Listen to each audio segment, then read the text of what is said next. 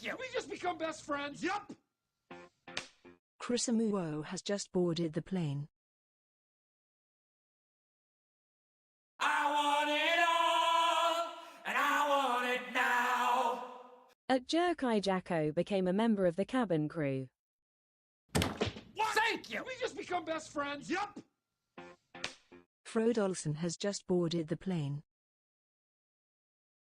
I want it all, and I want it now. At Elrose 7 became a member of the cabin crew.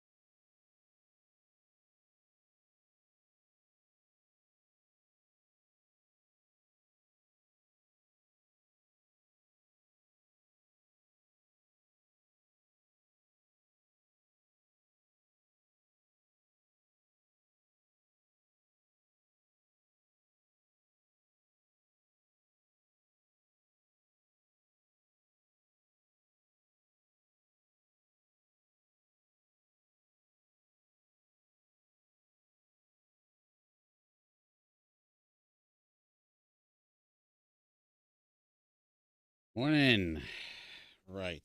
I think we're all set. Probably just need to boost this a little bit. There we go. That should be a bit better.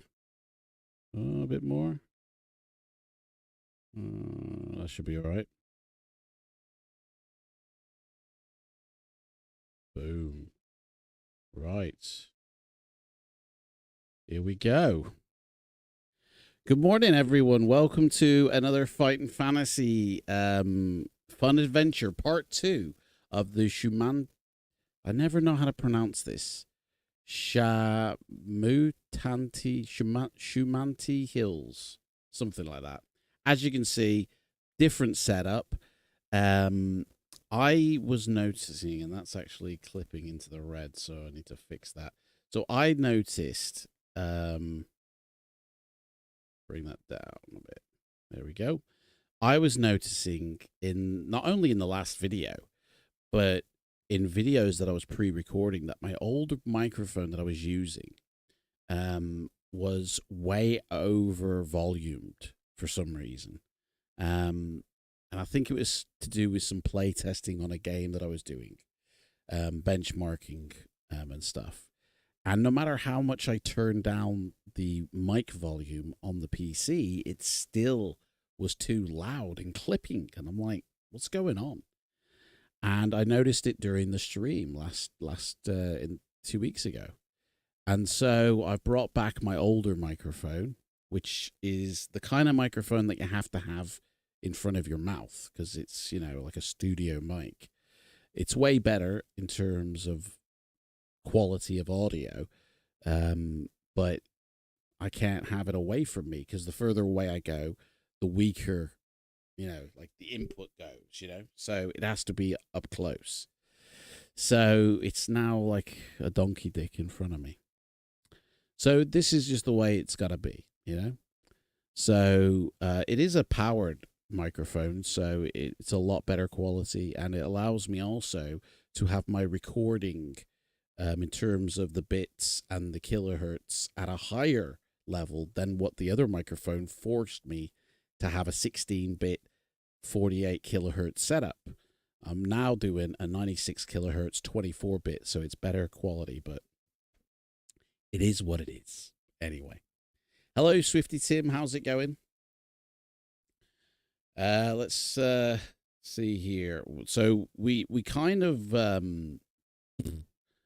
stopped it, paused it 2 weeks ago, because, I mean, football, there was a lot of people who usually come in who weren't here and, you know, kind of getting like a bit down. So I decided to pause it and resume it, you know, so people could make it. And we'll see how that goes. So today, the biscuits, the meals, we're going to continue. We do have 6 meals. Our skill is 9. Our stamina is 18. Our luck is 8. And we have 10 gold pieces. And we decided to play as a wizard. So, you know, for anybody who has that spell book, it's going to come handy for you, because at some point, you know, hopefully before we die, we'll have to cast some spells, and you'll have to tell me what spell we can cast. You can see Elvis in the background and friends. Yeah. Who else are we expecting? Well, whoever shows up. I don't know. I obviously put the notification in Discord. Like, people do know it's every 2 weeks at 10 a.m. UK time. So I always advertise this off in about 10 different Facebook groups as well. And do you know what? I'm so surprised. There is like a core group of Fighting Fantasy specific fans who like go to Fighting Fantasy Fest all the time. Some of them have even written books themselves, and they are big advocates for Fighting Fantasy, you know. And they post loads in a certain Facebook group. And not one single member of this core group of about 7 people have ever shown up here. That is so surprising to me, because you'd think that they would, hey, Rhymester, how's it going? I sound like Morgan Freeman? Now, Andy Dufresne, a Shawshank Redemption. I'm so surprised that none of them have ever shown up, because you'd think that they would be big advocates to support anybody who is promoting Fighting Fantasy. There's also a couple, a man and his girlfriend, who actually stream on Twitch and make YouTube videos playing through these books. I think that I've only ever seen them come in once on a past stream like 2 years ago. You would think that they would also support other people and channels. I've gone on many of their streams and chatted with them, but you'd think that they would also support other people who play these books. It's a bit weird, because this isn't a massive group of, it's not like gaming. It's not like music or films. There's not millions of people who actively play and enjoy these books. Like, it's a very small niche group of people who still continue to buy these books and everything like that. And you'd think that anybody doing these books is like, oh, gold dust, and let's support that. But strangely enough, lack of, boggles me, man, boggles me. Will I be at fighting? Oh, that was to Rhymester, sorry. So there's loads of game book YouTubers now. Yeah, I like the only ones for Fighting Fantasy specific. There's obviously Spellsinger, who does his reviews. And I think he's up to like 44 or something, you know. There is another person who I've seen, you know, about Fighting Fantasy specific. Then there's that couple as well. There's only about 4 or 5 of us on YouTube that I see. In the past, I've seen like Smosh or Yosh Gaming, whatever they're called. They've done Fighting Fantasy streams and videos before, but like, I don't know, man. It's a very, like, we've been doing this since 2018. We started on Facebook, and then in 2019 we came to YouTube, and we've been doing it ever since. So 7 years on YouTube, and I like struggle to get like 20 people in a single, you know, playthrough. Surprising, really is. So you love Smosh. The Reddit reads. What time is it there? Yeah, I mean, I haven't seen Jeffy for a while. Obviously Spellsinger was here last time. But there's a few people who I haven't seen in absolutely ages. But anyway, it don't matter. Today's meals are sponsored by Jaffa Cakes, the original. So if we have a meal, we're going to Jaffa it up. I can't remember where we were in the book, but we'll see. Jeff Whitty was in Thailand. Yeah, he was somewhere around the Filipino area, you know. It's a bit of an overcast day outside. It's a bit bumsy, and it's drizzly. Like, the temperature from what it used to be like has gone right down. Like, right now, it's 17 degrees, and it's going to be a high of 19 degrees today. But all week, the highest temperature it's going to get is on Tuesday, 25 degrees. Even tomorrow, 60% chance of rain. So you don't want to be walking, you know, tomorrow with the 60% chance of rain. It's, in fact, 25 is the highest temp for about 2 weeks here in Liverpool. So, you know. But anyway, you haven't seen Wargaming Dad and Leo? Yeah, there's a couple yellow. Yeah.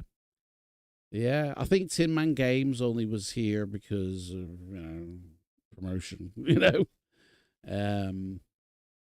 What about the two guys authoring the new book? Yeah, James and James. I haven't actually spoken to them. They're obviously busy putting together Tentacles of the Void. I've sent off my feedback to them. They've got all my ideas and whatever that will, you know. So waiting for a new copy to look at. Obviously creating the artwork and everything. It looks really good. Like last year they gave me this sheet, like a ideas sheet, and it had like entries and it had bits of the story. So like last year I could see exactly what that story was about. I knew it was set in space. But yeah, it's cold down in Sydney, is it? 9 degrees, bloody hell, mate. For people who are used to like 25 plus, that is, you know, or 30 plus even, you know.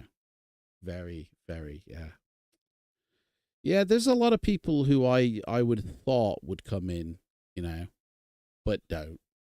It is what it is. So there's a core total of at least 10 of us. Yeah. There is a core. I would say it's more like 7, but it don't matter. Like it is what it is. I've even shared this link in my family WhatsApp channel. So for my sisters, my nieces, my nephews, you know, but I doubt they'll click it and join in. They've never. But anyway. So, yeah, I got my water. I got my glasses. We're going to start soon. Get through. See how far we get. And then obviously in 2 weeks' time, it is Car, the city port of traps. That'll be the next one we play through in 2 weeks' time.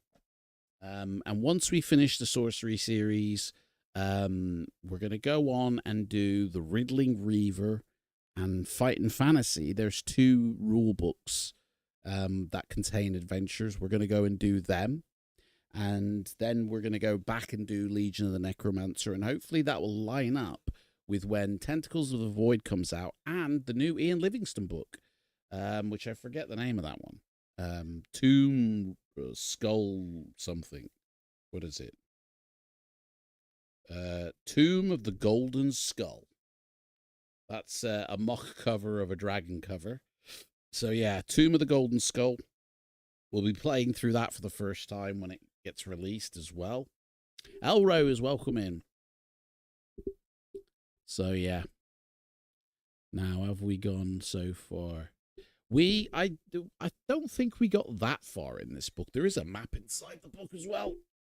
And I think we got up to some hills and down in a valley of some kind. In fact, where is the map?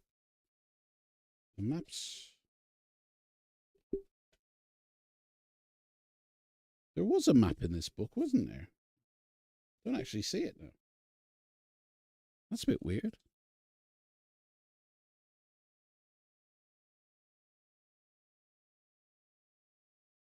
Oh, there it is. Yeah. I don't think, yeah, so we're still in the hills, obviously. There's the map. So if you want to refresh yourself, we started down here. And then obviously the next book is set here. So we're still in this section here. But that's what the map looks like. The land of Kakabad. Cup of tea has been made. Are you still doing maps? Yeah, Rhymester. You back to map making, or, you know? So, yeah. So let me know if the audio is all good there. Let me get this set up.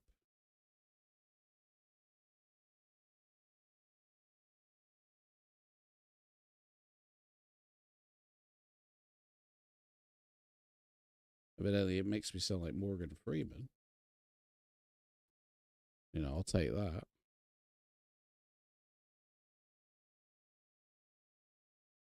There we go.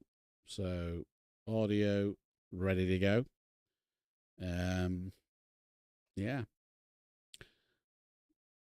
And I think we're on page.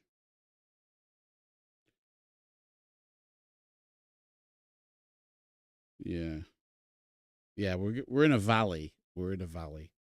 So, came across. Do you know what? I love. Hang on. Where is it?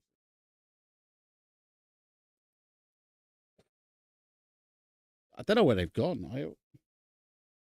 Obviously I read other types of books, you know. I love, as you can see, Stephen King, you know. Currently reading through The Stand. And I'm actually currently reading through Jaws as well, the Peter Benchley novel. So there's 2 books there that I'm reading. I love reading. I've also got loads of Disney books, you know, for when obviously I was with my children. I used to read the Disney books to them. I've also got these, and I don't know where they've gone. They were down here. I had these, what they're called, golden books, and I remember them from my childhood. They've got like a golden spine, and you know, they're kids' books at the end of the day. But I used to have a load as a kid, and I enjoyed reading them. So I got some recently released ones like years ago with the Avengers. I've also got like the Ramona books, the Shel Silverstein. I've done videos on all this, you know. So members can go watch them now, but some of them haven't released yet, I think. Most of them have. But obviously, I do enjoy reading books, and I don't know what it is, but I came across a book yesterday, and I just like the feel and look of it. I just love it. So I had to get it. Now, it's not a book you'd think you'd need to read unless, you know, for a purpose. But I don't know what it is. It's just, it's the perfect size. It's got embossed writing on the cover, you know, so it's raised, and inside all the artwork is like textured, you know, not 3D physical embossed textured, but you can tell that the artwork, they put it together with actual textures, you know. It's basically this is a bit of a strange book to show, but it's read to your baby every day, right? And it's a book that feels good, like to hold, you know. It gives me like weird nostalgic vibes of reading, and the pictures inside are like let me find one that really shows what kind it is. So here's Old MacDonald, and the pictures inside are like textures that they've put together, you know.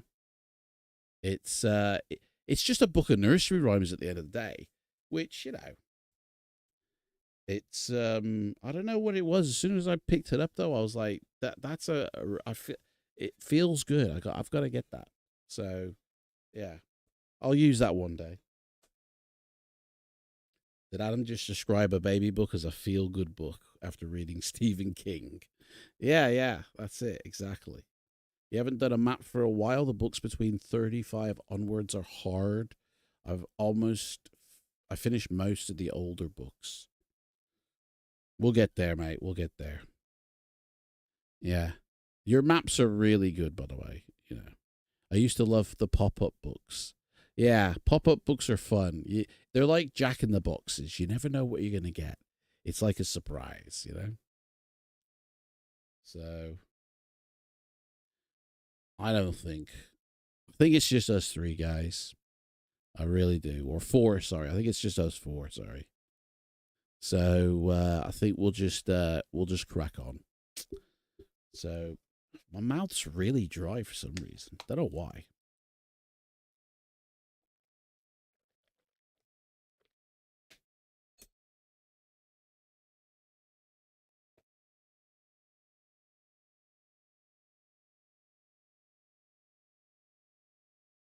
So, when we finish this book, obviously we'll continue Car City Port of Traps. with the same character. You know, even if we die in this one, the next book we will start with the reset stats, and whatever money we have on us and meals that we've acquired will, you know, flow over. But then when we read the final 2 books, we will swap and create a warrior character. So we play as a warrior. So, yeah, no spell singer, I guess. I don't know, man. So, who knows? Anyway, let's crack on. Also, for anybody interested, if you are a member, after this stream, I will be going live just for the members, continuing playing through Assassin's Creed Odyssey and talking about upcoming Assassin's Creed games and things I'll be looking forward to, because I do want to get through all 14 games in that franchise. So I'll be doing that soon after this stream ends, whatever time it ends. So if you're a member on this channel, you can join in, not a problem. So, right, get your spell books ready, guys and girls. Here we go. So I think we were at the hills at the end of the day. So you continue along the path for several hours, taking you deeper into the valley. Presently, the sun begins to set and the air becomes cooler, and you start to consider whether to find a suitable site to camp for the night or whether to continue onwards without sleep.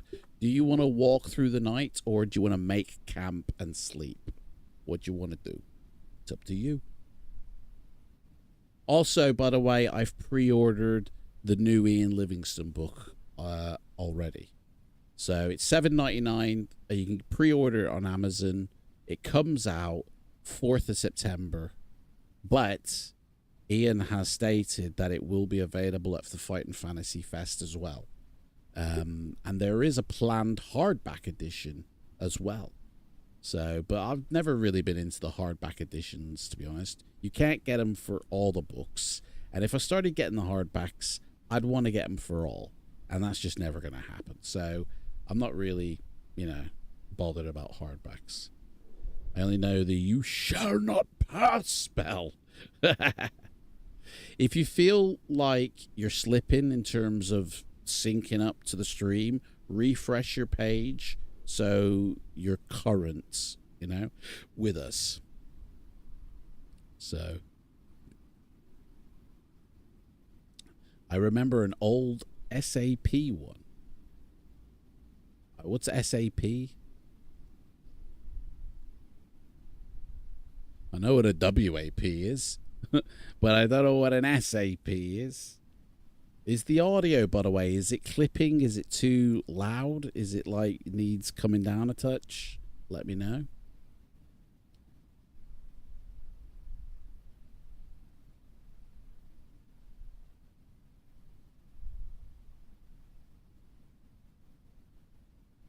SAP is a spell, I think, for the... Oh, it's a spell. Right, gotcha. Audio's fine.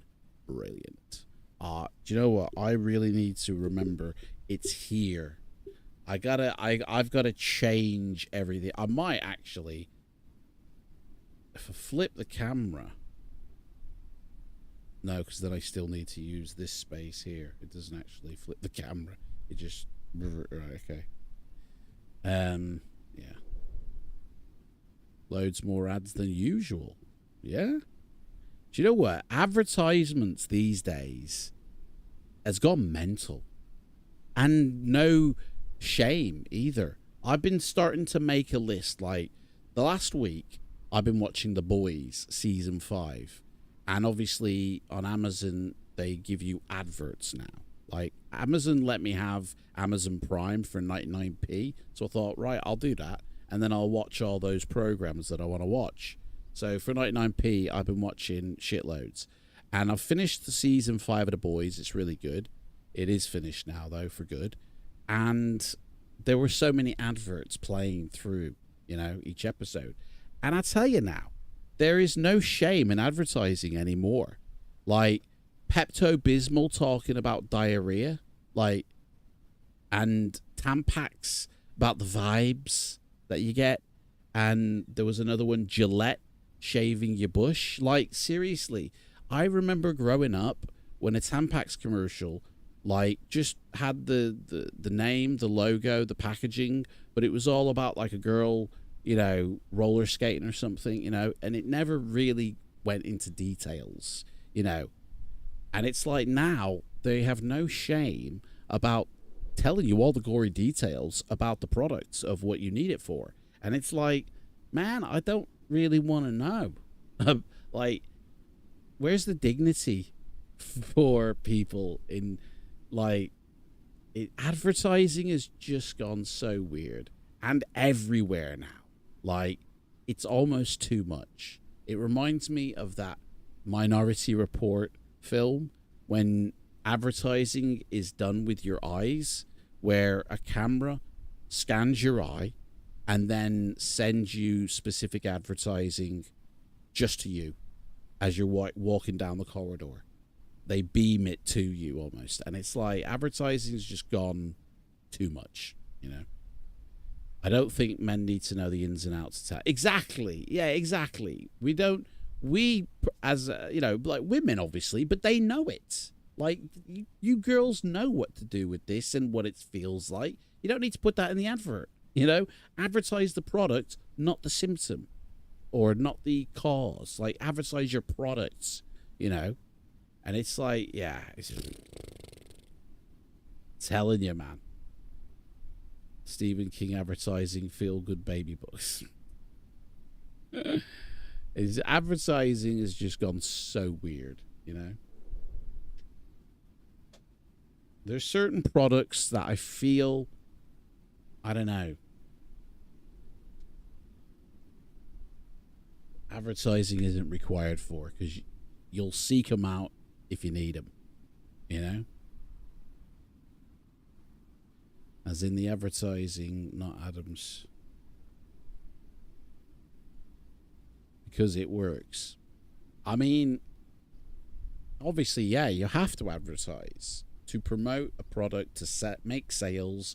Advertising and promotion, they have to be done, you know. Essential. And obviously, there are certain subjects which sell better than others, you know, like sex. So let's make it sexy. And people, like, are people that stupid? Oh, that guy's getting all the girls for using that product. If I use that product, I can get all the girls.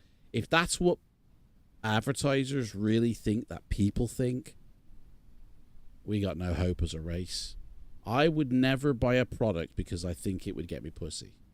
Like, because I've seen that in an advert. Like, that's ridiculous to think that, you know? I don't know. Like Tin Man Games, we were meant to. Yep, I am waiting for your decision, guys. It's will you continue walking through the night or will you sleep? I'm still waiting, you know. It's like ASMR, a relaxing voice. Have I? I've always thought my voice is very annoying. Like, I've been told my entire life I've got a voice like a foghorn, you know. And when I hear myself recorded, it's very, you know. Will you continue advertising or walking through the night? Yeah. Advertising normally turns into corruption. It actually is corruption with a different name. It's, well, I wouldn't say corruption. It's more like propaganda, isn't it? They're trying to alter your... Hey, Mikkel. They're trying to alter your thought process to get you to buy, you know. I can think of a few different names, not very child-friendly ones. Hey, this is an 18-plus stream, so don't worry about it. You can say what you want. I don't, you know, ban people or strip them of their ability to speak. Freedom of speech on this channel is what you get, but if you abuse that privilege, then you might see yourself going bye-bye. You know, if you're attacking anybody, like, that's unneeded. Don't need to attack to make a point. When it gets personal and when it gets attacking, that's sayonara time. Paying someone to like sell you your product, money is a sort of corruption. Yeah, money is the root of all evil, definitely. People do crazy things for money, and money like literally will change somebody. I was watching an episode of Cheers where a woman walks into the bar and one of the bar staff just falls instantly in love. So he works up the courage, asks her out, they go on a date. He's like, I'm going to marry her. And she's like, yeah, okay. He actually proposes and she accepts. And on that same night, she gets a phone call from her daughter.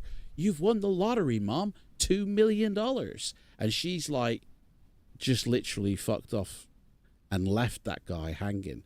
They never got married. She dumped him and went and married some rich Arab. And I'm like, money changes you, definitely. It is the root of all evil. But it doesn't make the world go round. People believe it does, but it really doesn't. Love is truly what makes the world go round. How are we on this fine day? We are good. We are good. Nice and relaxed, nice and chilled, you know. It's Sunday night here in Australia. You're in Australia as well. Man, I must have some Australia promotion thing going on because it's rhymesters from Australia as well. You know? You love Cheers, also Frasier, shady character that he is in Cheers. Well, he's a therapist. How's that shady? He's helping people. I don't know how shady that is. My voice is cracking.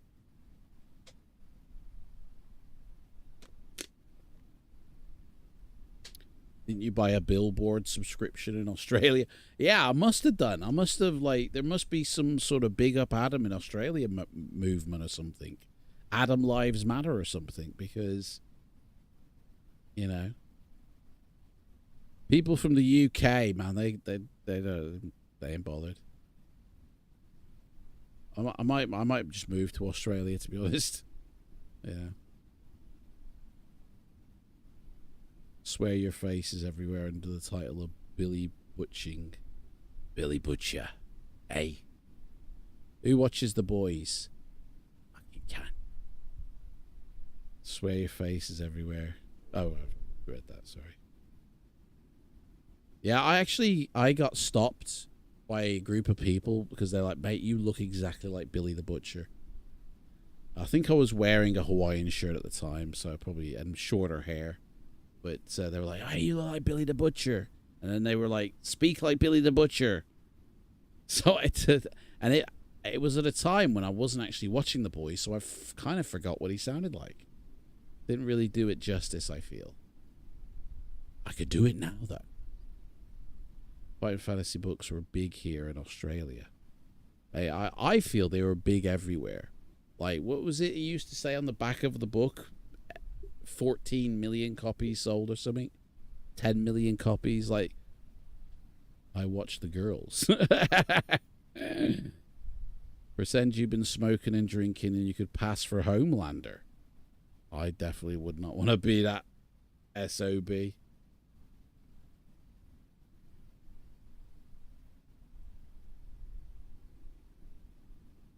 Home slander.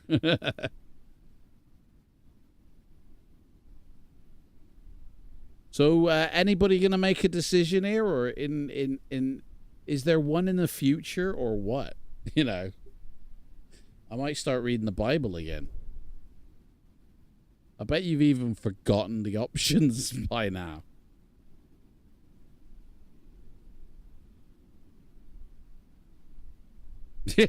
F to start. Continue or not. You guys are smoking something today, I tell you. Is it me or is it getting darker in here? Oh man, I've still got my Christopher Nolan thing up.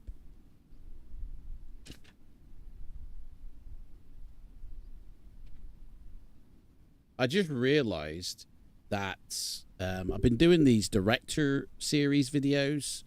I've done Spielberg, I've done Nolan, I've done John Hughes, and I just realized I have actually got all of George Lucas's films because he's only made like 5, you know. So he'll be the next one I tackle in that series. A little treat for you guys. What are our figures? Pardon me. We've got a skill of 9. We've got a stamina of 18. And we've got a luck of 8. And they are the initial scores. We've also got 6 meals and 10 gold pieces. So, how's the figure painting going? I haven't painted any figures in a while.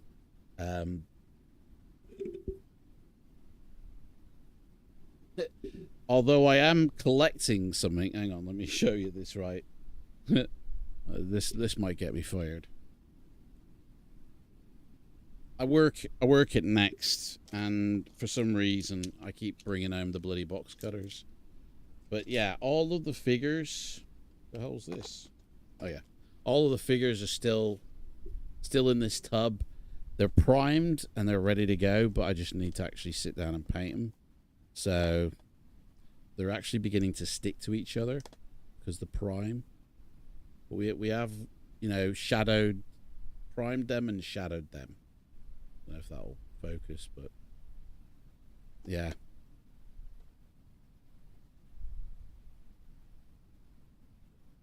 Yeah, I don't know why I'm getting all these box cutters. Bloody take them back to work. I think I just accidentally forget them and leave them in my pocket by mistake. Sorry, just typing out the stats. Yeah, no worries. You're starting to build a Black Hawk helicopter. Oh, mate. Can't wait to see that. Post that or send me pics on Discord, mate. Yeah. You missed the options, Mikal. Okay. So basically the sun is setting. We're heading into a valley and the sun is beginning to set. And it's asking us, do we want to continue to walk through the night or do we want to make a camp and sell? That's basically it. Stamina 18, skill 9, luck 8, meal 6, gold 10. Boom, there you go. Any potions? No, we don't have any potions, but we do have Libra with us, the goddess of whatever we want her to be. She can either replenish our stats, she can either get us out of a fight, or she can... what's the other option? There's a third option, but I forget what it was. Reverse curses and diseases.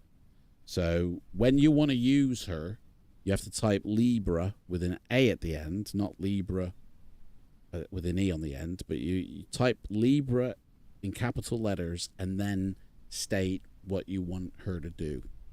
But we have no need for her just yet because we haven't, none of our stats are reduced. We don't have a disease and we're not in a fight, so there's no need for her yet, I would say.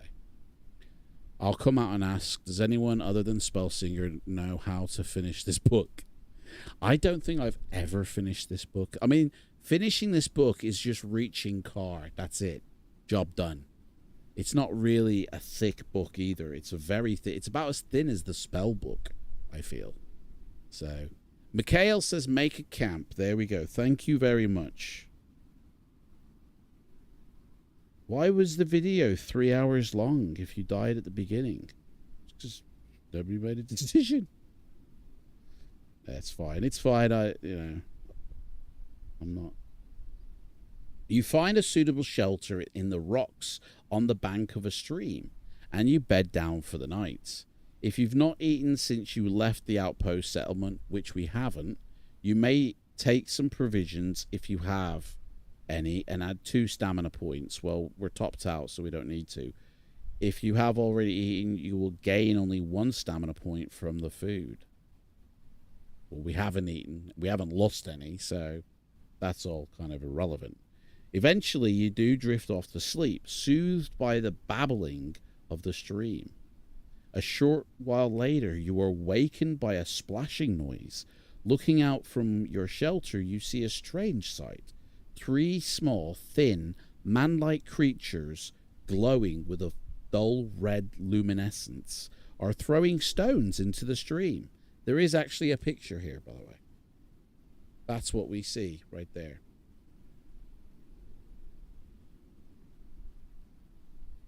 We assume Spellsinger was with you. Every so often, they chirp with glee as a good shot sends a fish flying into the air, as if pulled by a magical force. Each fish floats across the water and lands at their feet. Will you sit tight and hope they don't see you, or will you stand up and hail them? Like you're calling a taxi. Yo!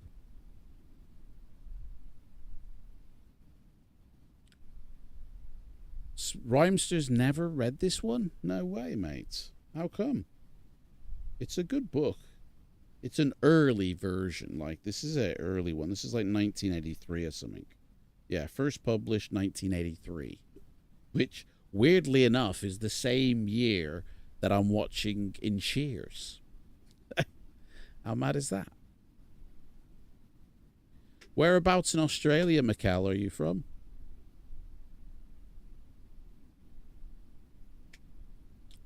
Are you golden? Oh, yeah. I'm going to say Melbourne. That's what I'm going to say.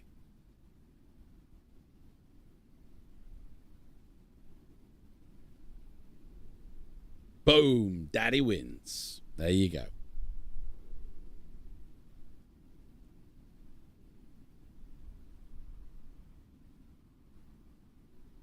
It's where the Adam billboards are kept. Yeah. I've got family in Melbourne. Maybe they're advertising me and bigging me up.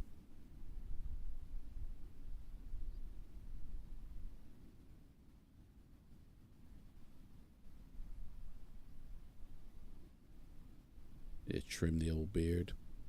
Need a bloody haircut as well. Is it Mia or Mikkel? I'm going to guess Mikkel because that's the channel name.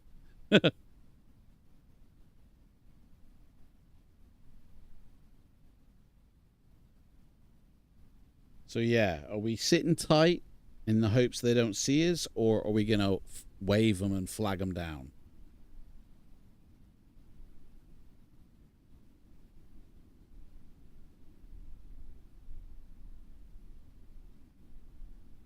I think Steve, eases you into the overall story, because there is obviously an overarching story across these 4 books. And I think Steve eases you in with this one because not much has happened, So, flag them down, yeah? Okay, we'll stand up and hail them. All hail the 3 little figures.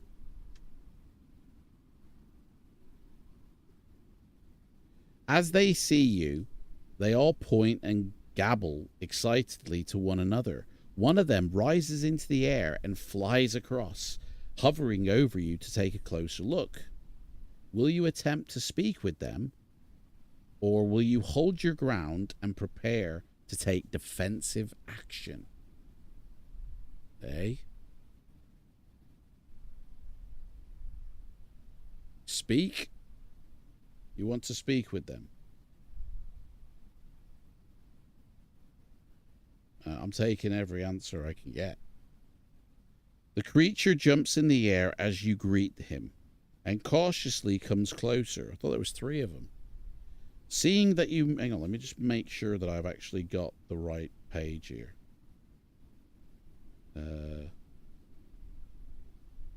Yep, I got the right page.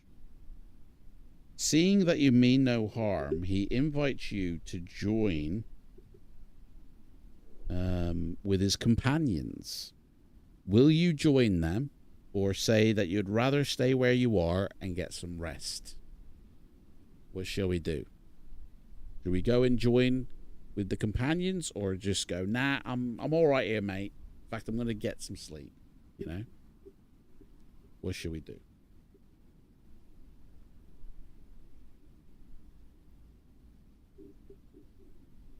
Oh boy, we are making friends. Join them, okay? We will go over and join them.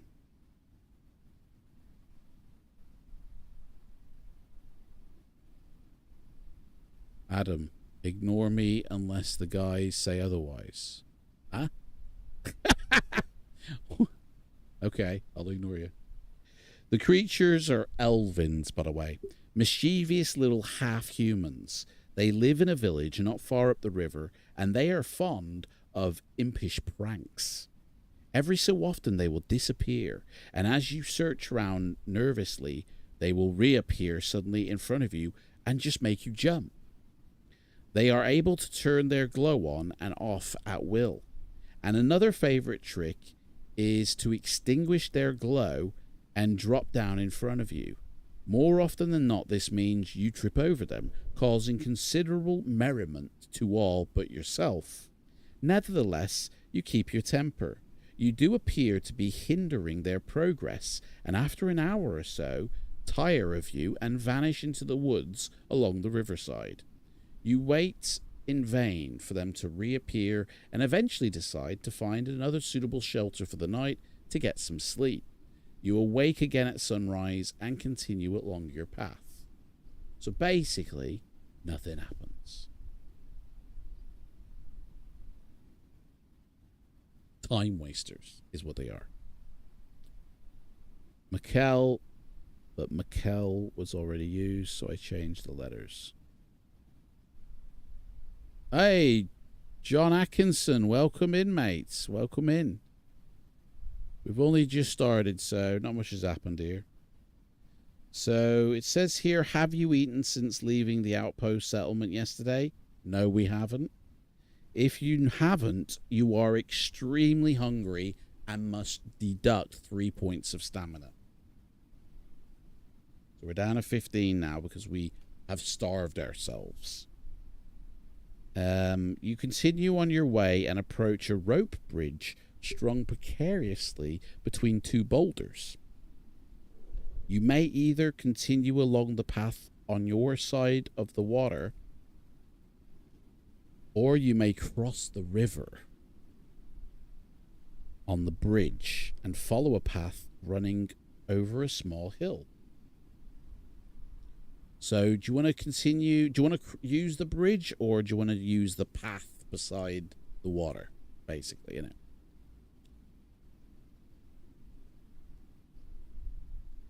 He was half hoping for a Michael Jackson impersonation. Hee hee. I'm a lover, not a fighter. What part of the world are you joining from? Manchester. Hey, somebody in the UK. Well, hey. Is that I'm going to moonwalk to increase the stamina? Meal, we can't have a meal because it would only get... Well, I mean, you can have a meal if you want, but it would only give you 3 points of stamina. And a meal gives you 4. So you'd kind of be wasting that extra point if you eat now. Obviously, you guys are directing, so I will, you know, eat a meal if that's what you want. But it's up to you guys.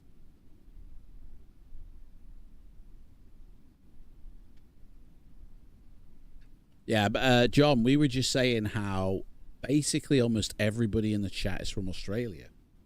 And nobody was from the UK. So, say somebody's from Manchester, is like, well, hey, somebody's local, you know. Path. Use the path. Use the force. So continue along the path on your side of the water. Those aren't the bridges you're looking for. You continue along a riverside path for several hours until you reach a wide bend. In the elbow of the bend ahead of you, you can see a cluster of huts made out of thatched branches and twigs. A fire in the center of the huts wafts smoke into the air, but not a sound comes from the village. The village. Will you continue ahead into the village, or leave the path and go up into the hills to try and avoid it? So do you want to hit the village or not, basically, is what it's asking. Our stamina, Swifty Tim, is no longer 18. It is 15, just to let you know. But everything else you just said is correct. Oh, they were the starting stats, yeah. That's it. There you go. Updates. Thank you very much, Tim. Let's visit the village and make moat friends. Let's make some friends. So, where was it? Continue into the village. Hello? Just come to borrow some brown sugar? You enter the village cautiously, creeping round the huts, but the place seems to be deserted. A fire burns in the center of the camp in a pit, and a pile of logs stands nearby. Will you look around the huts, or will you call out to see whether you can attract someone's attention? So basically, we can go snooping in their homes, or stand in the center and go, yoo-hoo! Anybody home? Make more friends. Gotcha.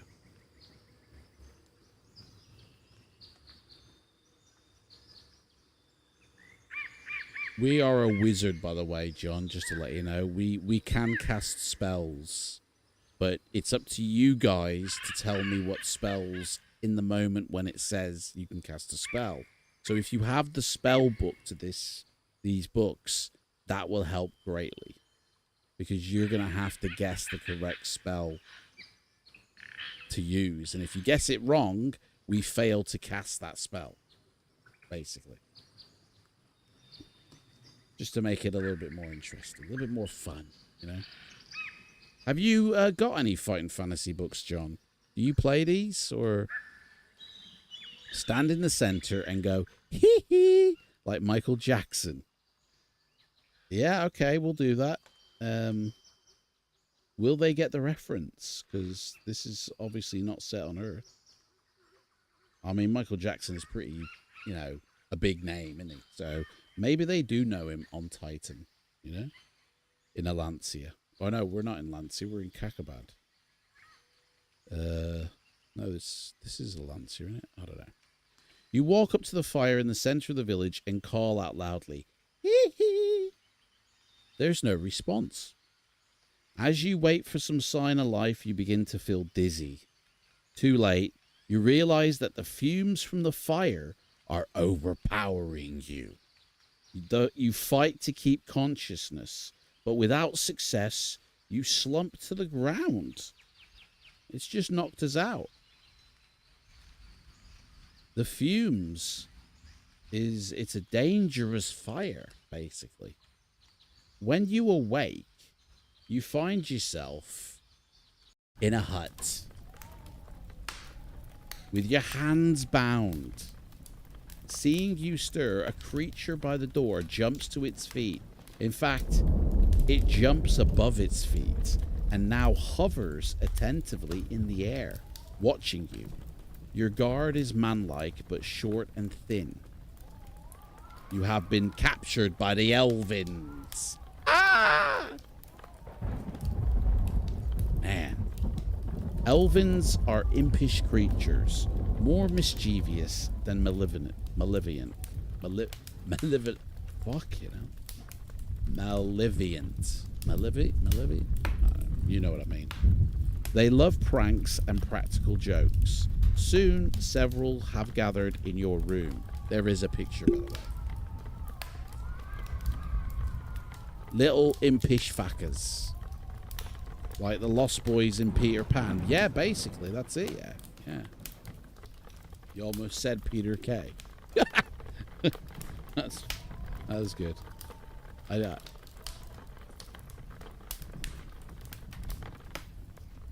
Elven bread? Soon several have gathered in your room. They ask whether you are a magician. And if so, will you show them some tricks? And show them the thumb trick. Will you perform a magic show for them or not? Basically. Looks more Egyptian than Peter Kay. Yeah, they all look like Diana Ross, to be honest. Isn't it? They all look like the Diana Ross tribute group. You know? Or the Slash tribute group. Dance, monkey, dance! Cleopatra vibes. The fucking I don't know if this is a rat, a dog, or a cat, but check out the creature in the corner. Look at his face. It looks like a badger as well. I don't know if you can see that. There you go. Look at his face. How funny is that? He looks a bit nervous.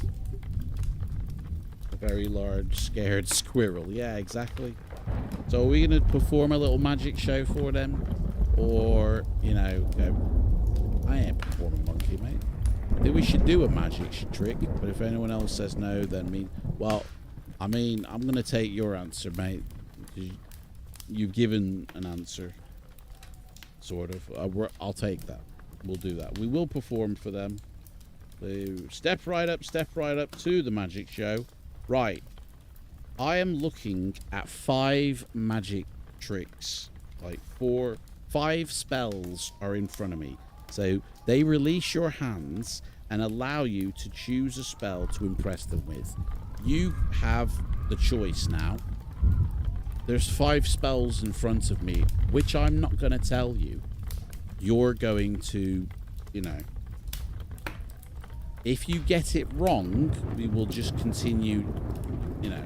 So somebody put a spell in the chat, please. You will need that spell book to pull the spell from. But there's only 5, whereas in that spell book there's like 50 or something. So you basically have got to get it right. Spell Singer's in the house. Spell Singer, you're going to have to... You're tardy. You're going to have to go see the principal. Okay? I've marked your attendance as non-shown. Alright? And when you've finished with the principal, you can come sit in the class. You know. Spell Singer, have you got the spell book for these books, by the way? We've just met up with some elvins in this book, right? And they're asking us to perform a magic spell. Now, there's 5 spells that you can choose from on the page, but I'm not telling you which 5. I want everybody to choose a spell and go, that's the one we're going to try. If it matches one of the 5, we perform it. Everything's great. If it doesn't, then you suffer the consequences, basically. So Tim's put about 5 down, but that's... So basically, okay, so because Mikkel has also said hot, I'm going to go with that one. Unfortunately, hot is not one of those spells that are on here, sadly. So what I'm going to say is we don't know any of the spells that are presented in front of us. So we're unable to perform that. Let's hope they give us another option. They have taken your backpack and are sorting through it, taking any items they wish. Having done this, and regarding you as fairly harmless, they let you go. To decide which items they want, go through all the items you possess one by one and test your luck on each. Each time that you are lucky, the item in question is no use to them and you get to keep it. But each time you are unlucky, they will steal this item from you and you must cross it off your equipment list. Well, we've only got 10 pieces of gold and 6 meals, so we're going to do that as in the gold, then the meals. So we might lose things here. It says include your gold and your meals as single items, so 1 item each. Yeah, 1 for Libra. Libra's not going to help us. Libra is not going to help us in this because all Libra does, let me just read it out again. It either brings all of our stats to their initial level. That's the one thing it'll do. Second is escape if we're in a battle, which we're not. And 3 is remove curse and diseases. So the Libra is no help to us here. So it says here, you do not have to deduct the luck points though each time you roll. We were the what dice are we, by the way? Big dice or little dice?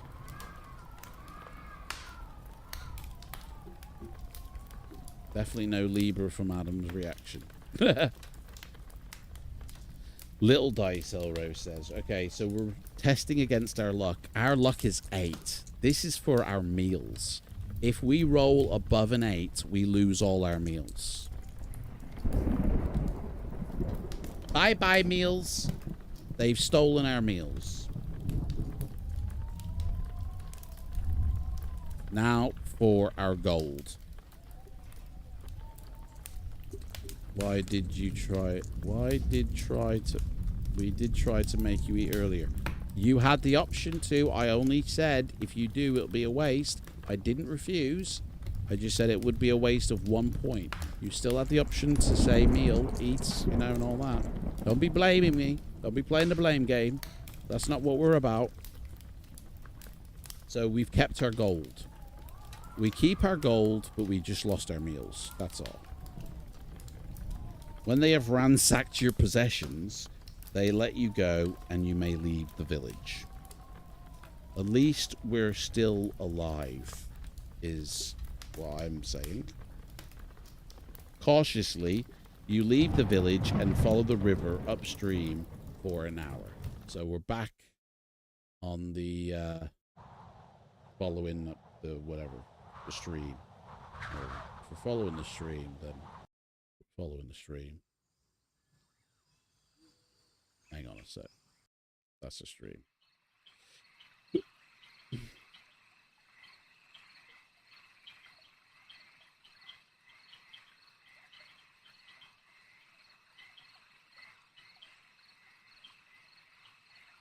Spell singers in the house.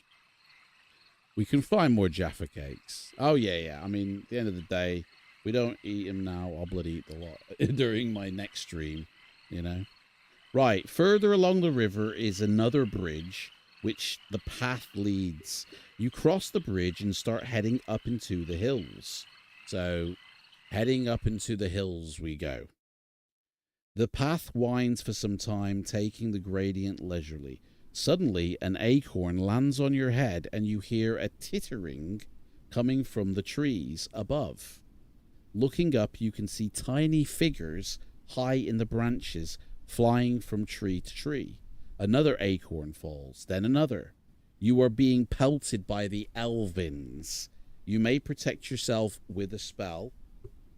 And there is what the elvins look like. Pesky little elvins. Now, there's 5 spells here in front of me. Everybody put a spell in the chat, and if any of them match, you'll only need to do 1 each though, please. And if any of them match, that's what we do. And if it doesn't, we don't use a spell. So Spellsinger says wall. Spellsinger, mate. They're all 3-letter spells. So wall isn't a spell, I'm afraid, mate. Aussie fans, if you're not attending Fighting Fantasy Fest, please help with recommendations of questions for Ian and Steve. I'm not sure what to ask. Elrose, are you going to see Ian for Fighting Fantasy Fest? Wall is not... I don't know. Right, Zap is not on the list. Foff is in the list. So we'll use that spell.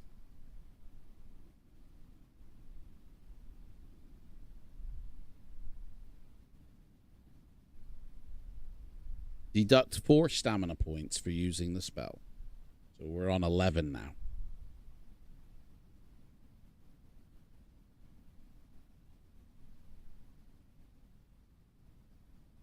It says here, you cast your spell, and suddenly the acorn hail ceases.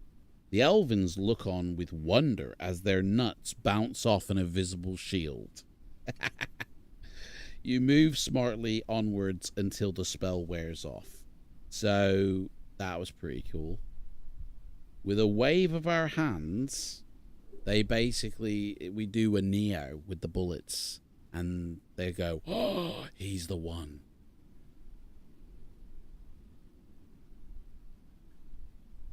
So, yeah. Spellsinger loves bouncing nuts. Running ahead quickly, you are eventually out of range of the annoying little... You follow the path for the rest of the afternoon until you reach a point where you can see that it is running into a hill village. A hill village. The hill village people. Dun dun dun dun dun dun dun dun dun dun dun dun dun dun dun dun dun dun. Young man, there's a place you can go. I said, young man, where you're short on some dough, you can go there. Where the elvins reside in sorcery. Right, you walk into the hill village, right?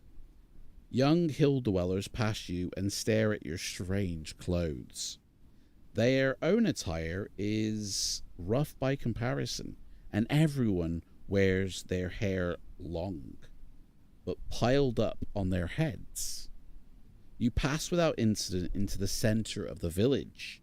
Will you look for an inn for the night or find an ale house and relax? So we can either go for a pint in a pub, or we can get a little hotel and settle down for the night.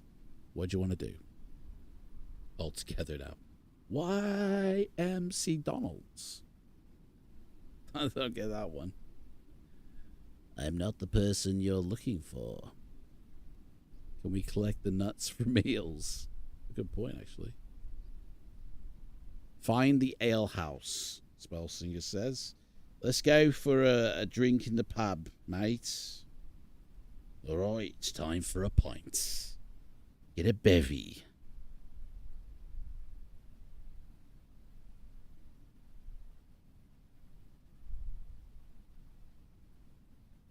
You find an ale house and walk in. Gruff voices come from inside, but when you enter, the drinkers watch you suspiciously and the noise subsides. So we're in the ale house. Several hill dwellers sit round a table. The owner of the house tells you that you are in the village of Kristatanti, and a mug of ale will cost you 1 gold piece. Luckily, we have 10 gold pieces. Do you wish to purchase some ale, or you will have to leave the ale house? Yeah, so do you want to pay the 1 gold piece, or we have to leave? Meal. Elrose says eat a meal, so... Well, I'll tell you what, I will eat... So, ale and meal, right, okay, so we're having... Okay. So, we're paying 1 gold piece. We get ourselves a pint, and we sit down with some sandwiches. Now, it says here, we pay him, we sit down at the table next to an old wrinkled man or a younger man with sharp features. There's one of 2 people we can sit next to with our pint. An old man and a young man. Which one do you want to sit next to? And while you're saying that, I'm going to eat the meat.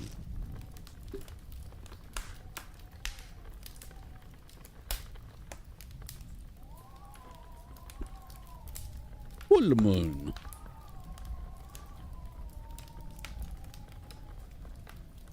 Half moon.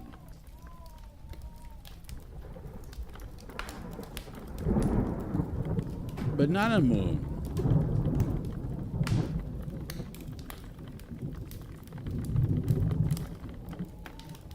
Total eclipse.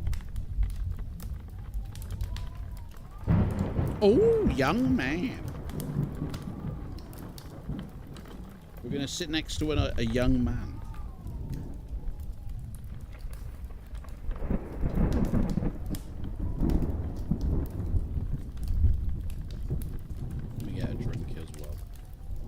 Steve Jackson studied biology and psychology in the UK.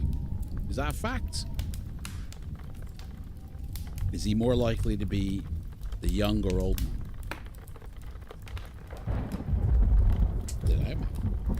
Still need your question recommendations, Kat. Right. You sit down, and the young man turns towards you eagerly. Eventually, your presence is tolerated at the alehouse, and others get back to drinking and talking. You question the old man about the village. He becomes serious, looks at you grimly, and says, "Snattercats." You ask him what the hell does that mean, but his reply is silence. Grimly, he hangs his head. You try another line of conversation, and suddenly he perks up and starts rambling on about his grandmother. The more you talk to him, the more you realize that you have chosen to sit next to the village idiot. Hopelessly drunk. After an hour or so, you leave the alehouse. Will you look for the hotel, the inn, to spend the night, or will you just leave the village and sleep rough? So, we got the village idiot. Mama says life is like a box of chocolates. Question for Ian. What is your obsession with instant deaths? Has Ian got an obsession with instant deaths? That's a bit of a weird one. Similar background to Andy Burham. Steve went to school in Altrincham?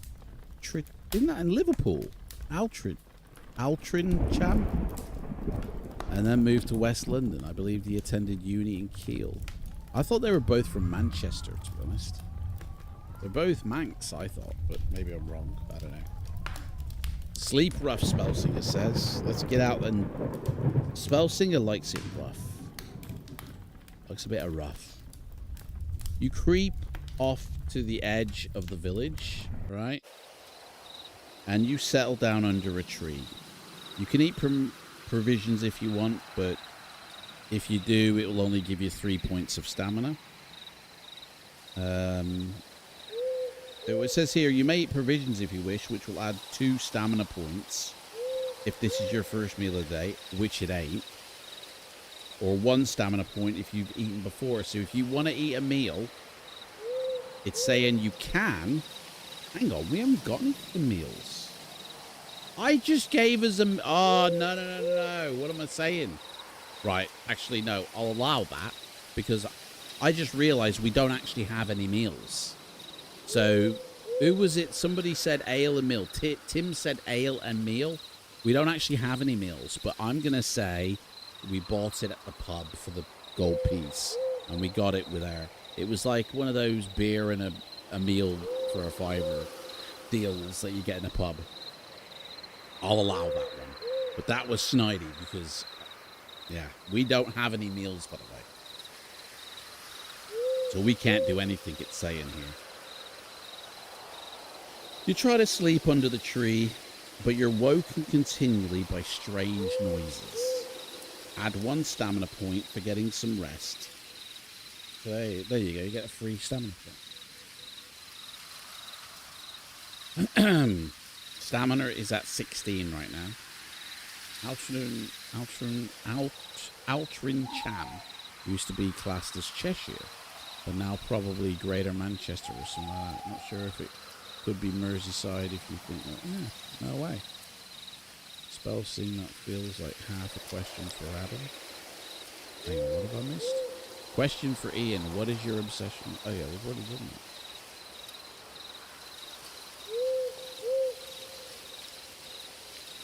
Anyway. I think it was Tim that said that he was going to Final Fantasy Fest. One of them said it. We get some more rest. And then early morning, we leave at daybreak. It is morning. Did you eat at all yesterday? We did have an inn at the meal. So, right, there are 2 ways on from the village of Christine Tanti. Choose your path. Right, it doesn't actually give you any directions. It just says choose between this number and that number. So it says there's 2 ways out, and then you can either choose by turning to either this page or that page. please, I'm just going to say 1 or 2. So somebody put in the chat 1 or 2, please. The fam allows travel is getting harder in my current state. What's your current state, Elrose? Are you going, Spellsinger? Are you going to Fighting Fantasy Fest, mate? You're going, aren't you, Adam? Yeah, that is the plan. I do plan to, but I don't know. I don't know if it will happen. 2, right. So...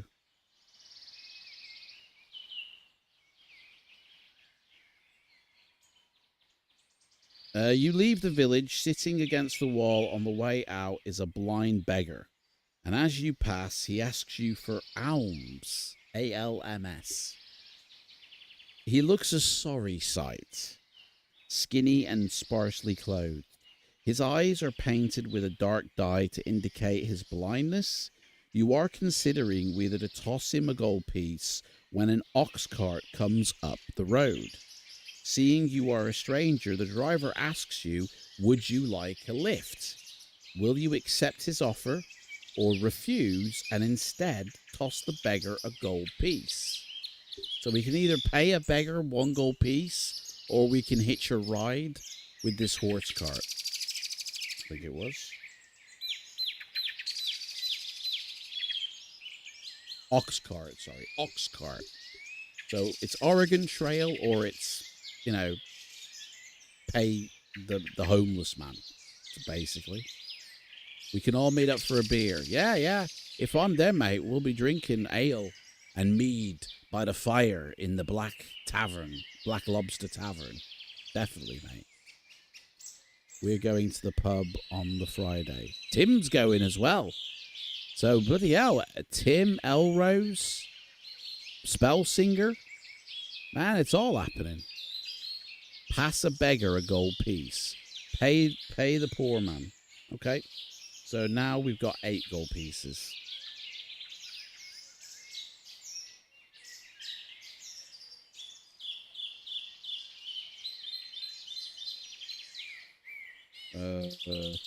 Yeah, toss the beggar a gold piece. Thank you, sire. 1,000 thank yous. You toss the beggar a gold piece. You are kind, traveller, the beggar says. Feeling the coin, he becomes excited. Why, this is a gold piece, he exclaims. You are too generous to a poor sightless beggar. Generosity of this sort must not go unrewarded. Taking a copper key from his pocket, he gives it to you. Buddy. The key to my flat. I'm actually not a beggar. I'm Elon Musk. He gives you a copper key, insisting that you take it. Years ago, I lived in Car, he tells you. Car was my home, and in the city port, I watched over prisoners in the Goal. But Car is an evil place, inhabited by all manners of creatures. Beware the red eyes in Car, or my fate will befall you, and you too will have to turn to begging for a living.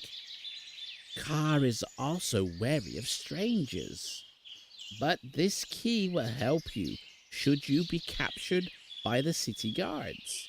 So he's given us a key.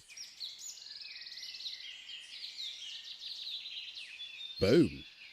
If we get captured by city guards, a key will save us. Well, thank you, Mr. Homeless Man.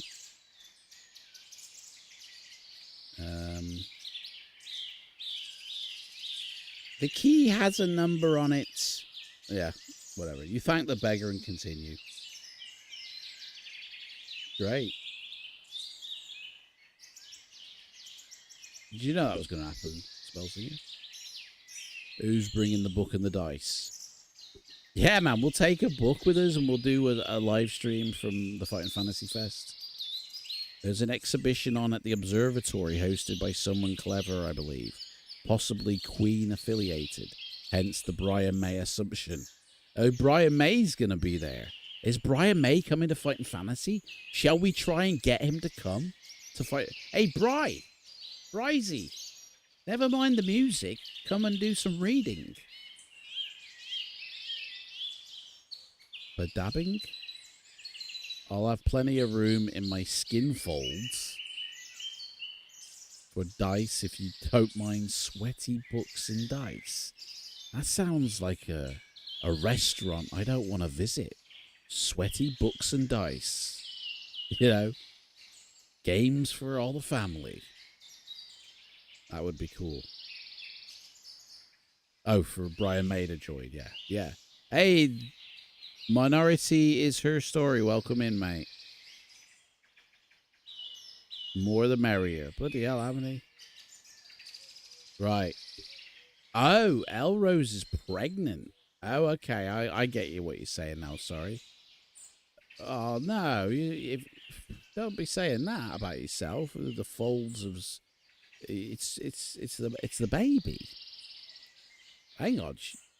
If you're pregnant, do you live down in London, Elrose, or are you traveling down there? How pregnant are you? Baby can hold the dice. Yeah. Right. Let's do this here. You follow the path for half the morning and reach a fork where you may continue straight on. Hang on, am I reading the right page here? I don't even know where we came from, to be honest. Can't even double check it. I've got to take this as faith that I'm reading the right section.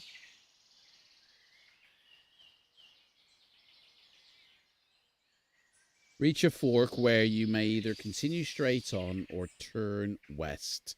Do you want to continue straight on or do you want to turn west? By the time Fighting Fantasy Fest rolls around, you'll be approximately 7 months.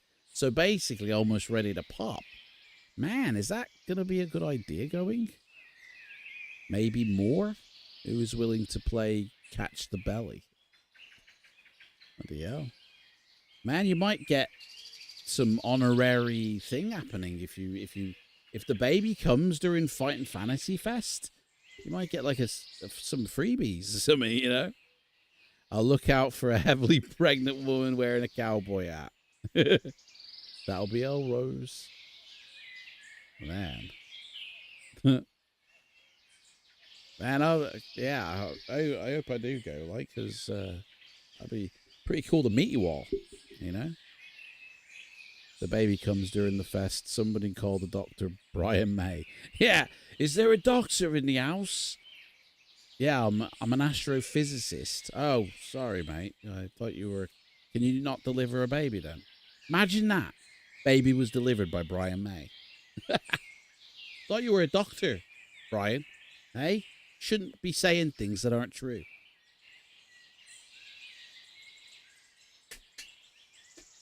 Right, imagine that headline in the news. Brian May delivers baby during Fighting Fantasy Fest.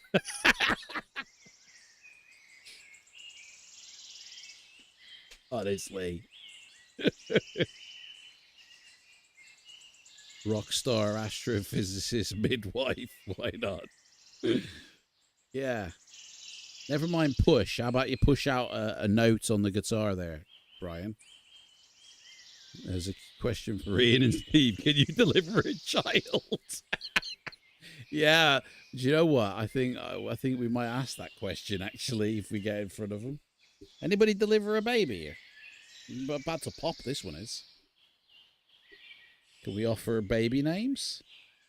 Balthus Dyer. Yeah? Nicodemus. Yastromo. I mean, it's got to be Mungo. Mungo lives. It's literally got to be Mungo. Or else we'll name it Spellsinger.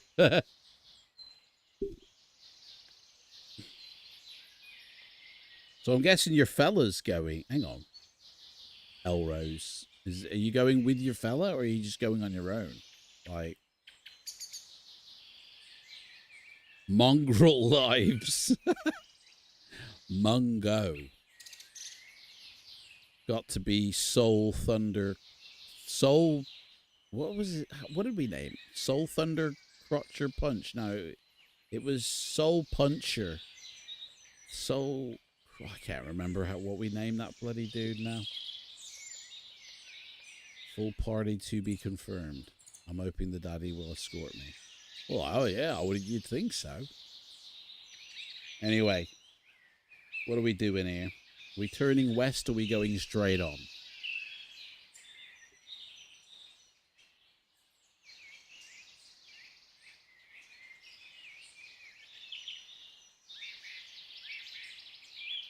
Thundercrotch Soul Puncher. Thank you, Spellsinger. That is true. That's what it was. Thank you. He can wait outside in a cowboy hat. Who? Soul Puncher? Or your fella?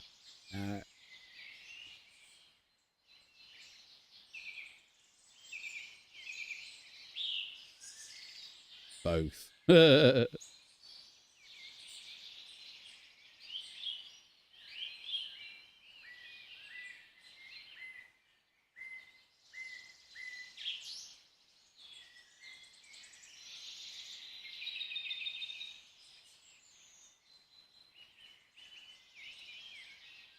I'll tell them both to go west to see the billboards.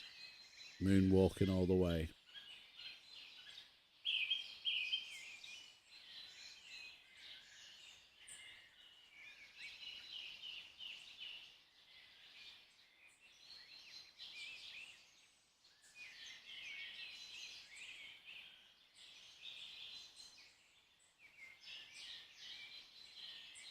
Butter, butter.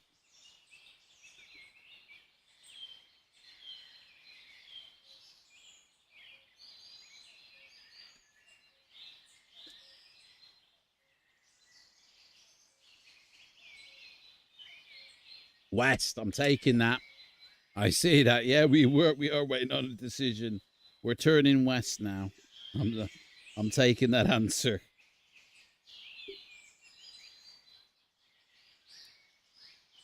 Mate, you should have been here before, Spellsinger. It took us like 15 minutes to get one decision from the crowd before.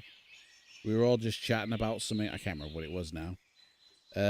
Eventually, the path peters out, and ahead of you is wood.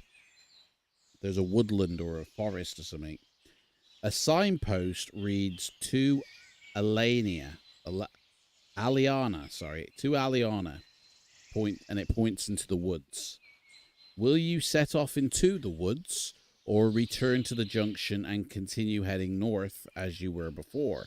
So basically, we can head into the woods or we can go back and change our mind on the decision we just made. We're well over an hour in now, surely. This is the second reading. Baby's gonna arrive before we finish this book. Yeah, if Fighting Fantasy Fest is in September and you're gonna be about 7 months, the baby must be due in October. Is that November? That's what you're saying?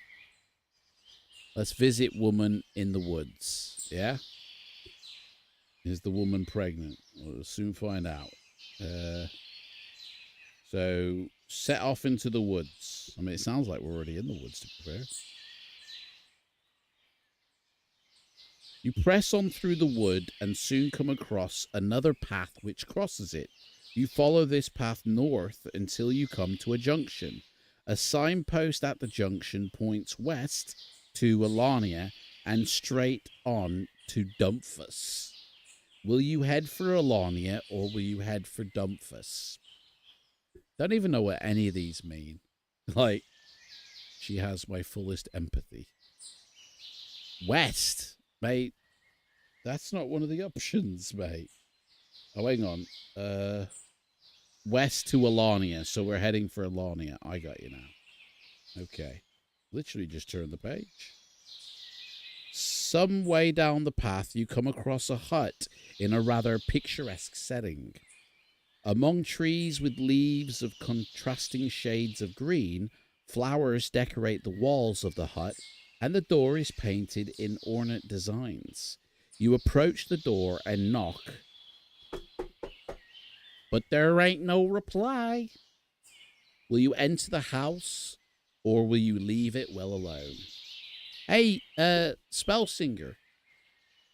Once you've done the Fight and Fantasy series of book reviews, are you going to be doing the Sorcery series as well? And all the advanced books in Fight and Fantasy? We're going in. Adam did start the stream by comparing a baby book to Stephen King's infamous The Stand. Right, so we're gonna go in. We're gonna enter the house. Somebody's house. We're gonna go in, see what's the crack. You open the door. The hut is neatly laid out inside. Obviously the touch of a fastidious woman. Chairs are around a table. A mattress lies in one corner, and a large kitchen area indicates that whoever lives here is fond of cooking. You hear a cry from a corner, hidden by a large cupboard. And as you move over to look, you can see a large cage in which a young woman, and quite a pretty one at that, is imprisoned inside the cage. She's into some kinky shit, I bet. Good stranger, she pleads, let me out of this cage. I have been locked in here for 2 days by those mischievous little elvins. Can you help me, please? Will you help her out of the cage, or ask? You can either ask what is in it for me, or you can just open the cage and help her out, or you can steal her stuff. It says you can rob her, help her, or say, "Yo, love, what's in it for me? What you gonna? What have you done for me lately?" You know. Oh my life! Hang on, what have I missed here? Already done the sorcery, man. Have you? Oh, must have missed those videos, mate.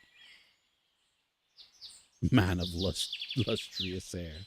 Man, I'm gonna go back on your channel and check it out. I didn't realize you'd done that. Sorry, my man. Petition for us to read Spellsinger's books if he is an author too. I don't know if he is. Are you an author, Spellsinger? I'm about 2 weeks from publishing my first book. What? When did you... What? Hang on a sec. Stop the press. When did you start becoming involved in this writing malarkey? Spellsinger, mate. Have you told us this before and I've just forgotten? Like, what?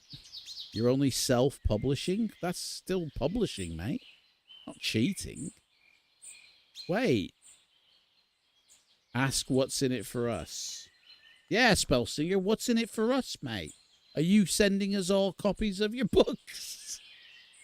What's in it for us, man? Hang on. Defo up for baby names now. Can we pre-order? Yeah, mate. I want you to send me the bloody link to buy that book, and we'll play it on the stream. Although, you won't be able to make the decisions. Where are you self-publishing yourself? Are you, well, hang on, are you, sorry, is this something, hang on, I'm confused, mate. Are you making the books yourself? I'm interested in acquiring a copy, mate, you know.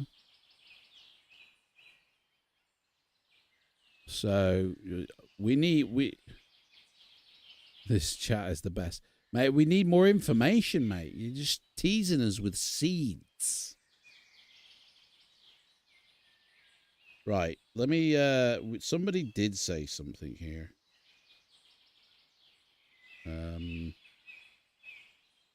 Where? Oh, yeah. So, ask what's in it for us is what somebody said. What is in it, love? What will you give me? I can give you all sorts of aids for your journey. She's going to give us aids if we let her out. I'd say It's all right, love. You can stay in there. You're going to drop AIDS on us. She says, are you aligned to the magical or physical arts?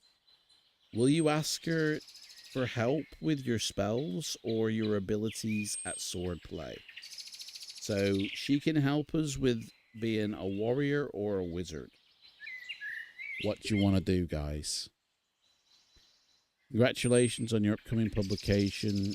Spellsing would also like to buy a copy if you have a link. Spellsing is the one writing the book. Minority? Come on, man. We'll take 3 copies, please. Yeah, we definitely will, mate. As soon as it's published, I'll share the link to all good people in this chat. As soon as it's published, I'll come and advertise it on your stream. Yeah, that's absolutely fine, by the way. I'm only messing. Like, please do, yes. I want to be able to buy this book, mate. Definitely. Please. I mean, I'm going to guess, Spellsinger, that you've got my books that I've written and published as well. Tell her we're not that kind of adventurer. Yeah. Keep your aids to yourself, love. Rhymester, you'll have to come out and map make. Yeah, Spellsinger, is your book? Is it an adventure book? Are you doing fighting fantasy style books, or is this like a novel you've written? Like, more info, please. Stop teasing us with little seeds, and what kind of book are you dropping? This is where Spellsinger says he wrote, instead of Ian, the upcoming Tomb of Golden Skull one. Can we see a playlist or a reading of all self-published authors in this chat? Authors, please reveal yourselves. Well, I published it through a company that I owned, but it's still self-publishing, I guess. But it was done through a company, a shell company, which doesn't exist anymore, actually. So, book is part of a game book trilogy. Part 1 is called Skylab is Falling. The Skylab.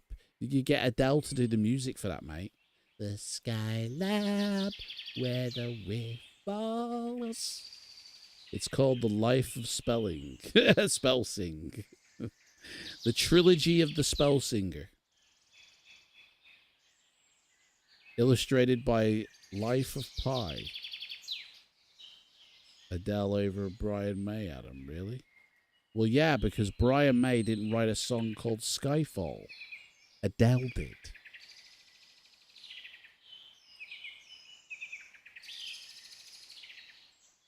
That's what the joke was. That's what I was riffing on.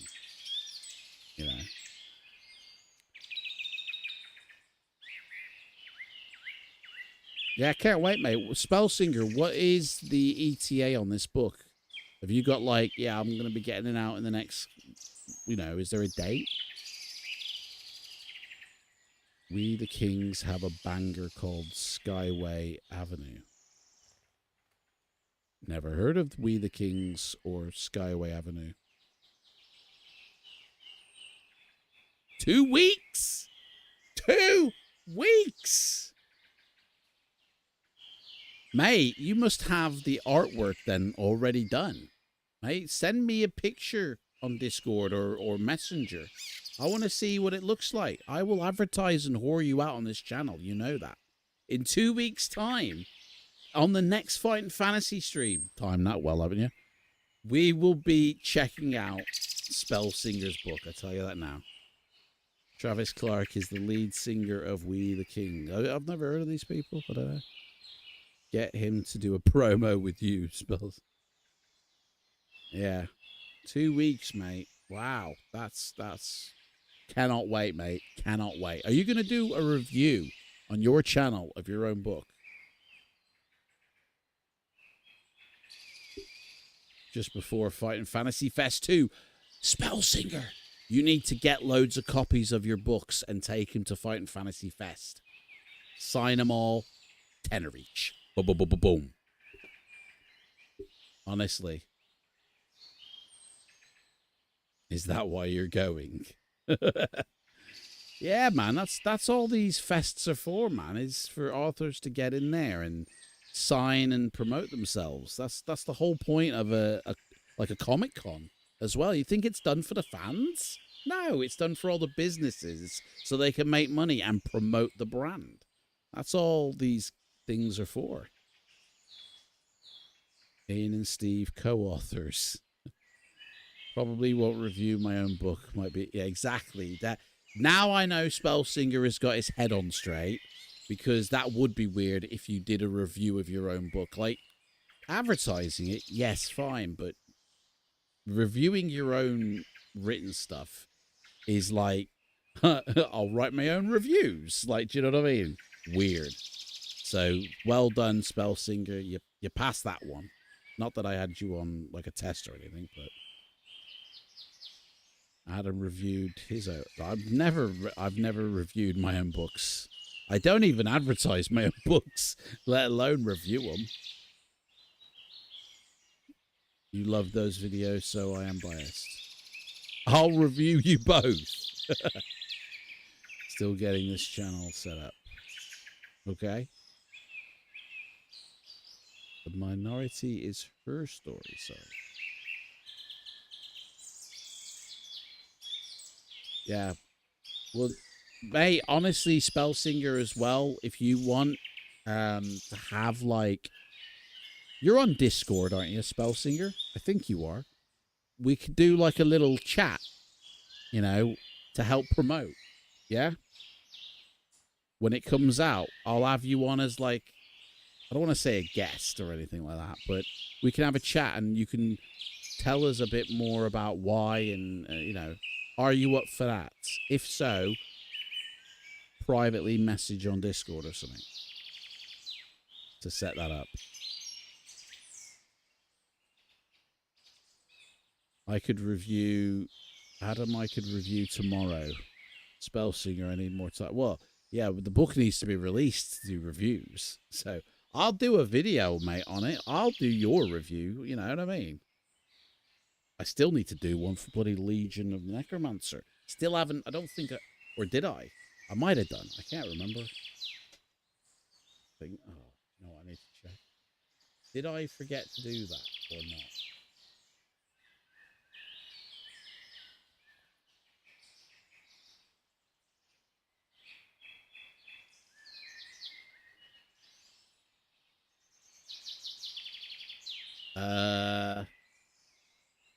Kind of. Yeah, no, I haven't actually done it.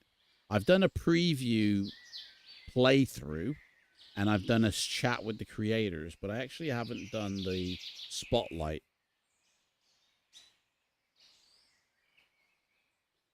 I've still got to play it through a couple of times. I like to, you know. Mustache. I'll have to fix kids' trampoline. Pump and dump comes to mind here. All right, take care, Spellsinger, mate. Totally agree, Rhymister. World-class author and map drawer. Yes, he definitely is. If I reviewed my own book, if I had one, I'll say it's the best book in the world. Exactly, everybody would, you know. Too big for us now. Yeah, Spellsinger's too big for us now. This world-class author now he is. Take care, mate. Drop us on Discord if you're still here, and we'll set something up. Good luck with the rest of this book. Right, so guys, what are we doing here?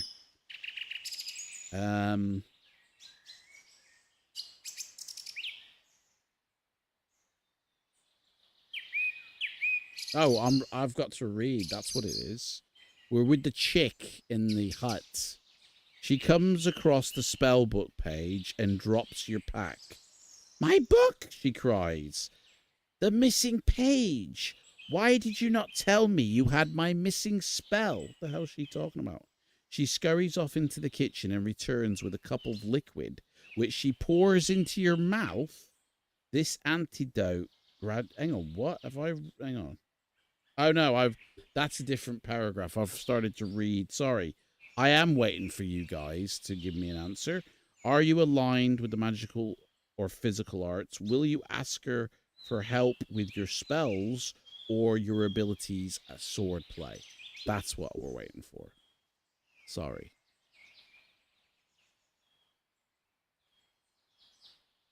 Yeah, well, we've got a good chance at this, I think. I think we've got a good chance. Did we summon Libra yet? No, we haven't.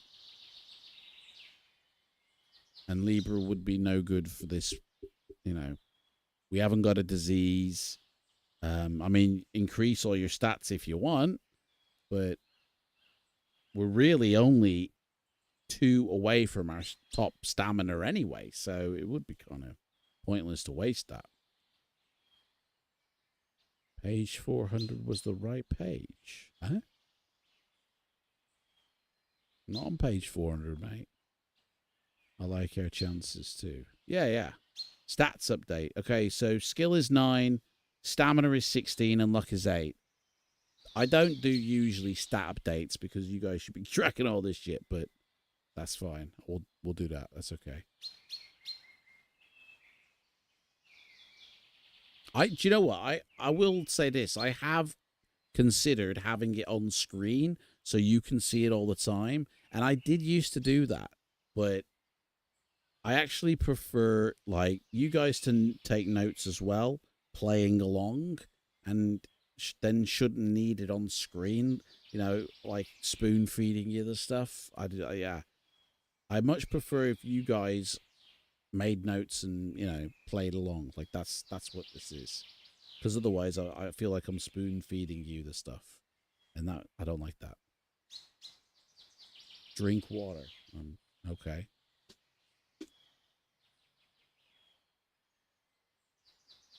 Water drunk.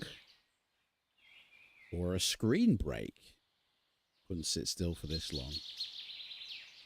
I'm all right. I'm just waiting for the answer, guys. I just want to know. Are we going to ask her for help with our spells or our, you know, fighting with a sword? Agreed, yes. What does that mean? I don't... Help, please. I mean, yeah, which one? Help with the spells or the sword? Like...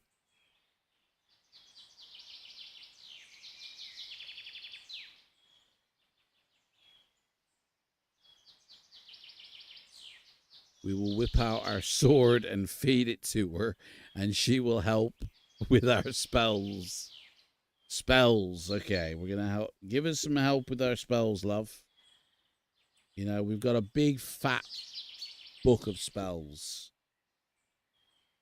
In this wood, I have collected all sorts of magical artifacts, she says. Release me from this cage. Oh, yeah, she's in a cage, isn't she? And I will give you 3 useful items. Will you try to free her, or will you search for those 3 items in her home anyway? Oh, we can go, do you know what, love? You stay there. I'm going to look for these 3 items myself. Or we can open the cage and say, come on, love. Bloody bird in my ear. Fucking hell, man. Bit loud. She's defo pregnant. I don't know, man. Do you reckon pregnant women lock themselves in cages? That, you know, or how did she end up in the cage? Sounds like Melbourne to me. What, the loud birds? Man, I think I'm getting dementia, I do. I'm not really following half these conversations.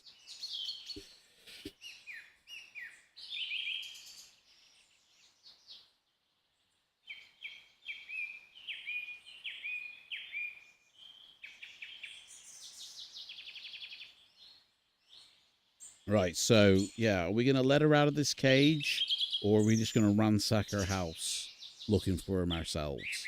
We can walk around the room, and if she says if we are cold or warm, I don't think she'll tell us. I don't think she'll lead us, you know, She won't want us stealing her stuff, will she? What's the latest decision to be made? Fucking hell. Do you know what? I'm nearly done with this. Fucking hell. For the third time, are we going to free her out of the cage, or are we going to look for those items ourselves? Part 3. Like, fuck, what does that mean? You know, I think there's a delay. Everybody refresh your screens, please. Jesus. Thank you, Rhymester. We'll free her out of the cage.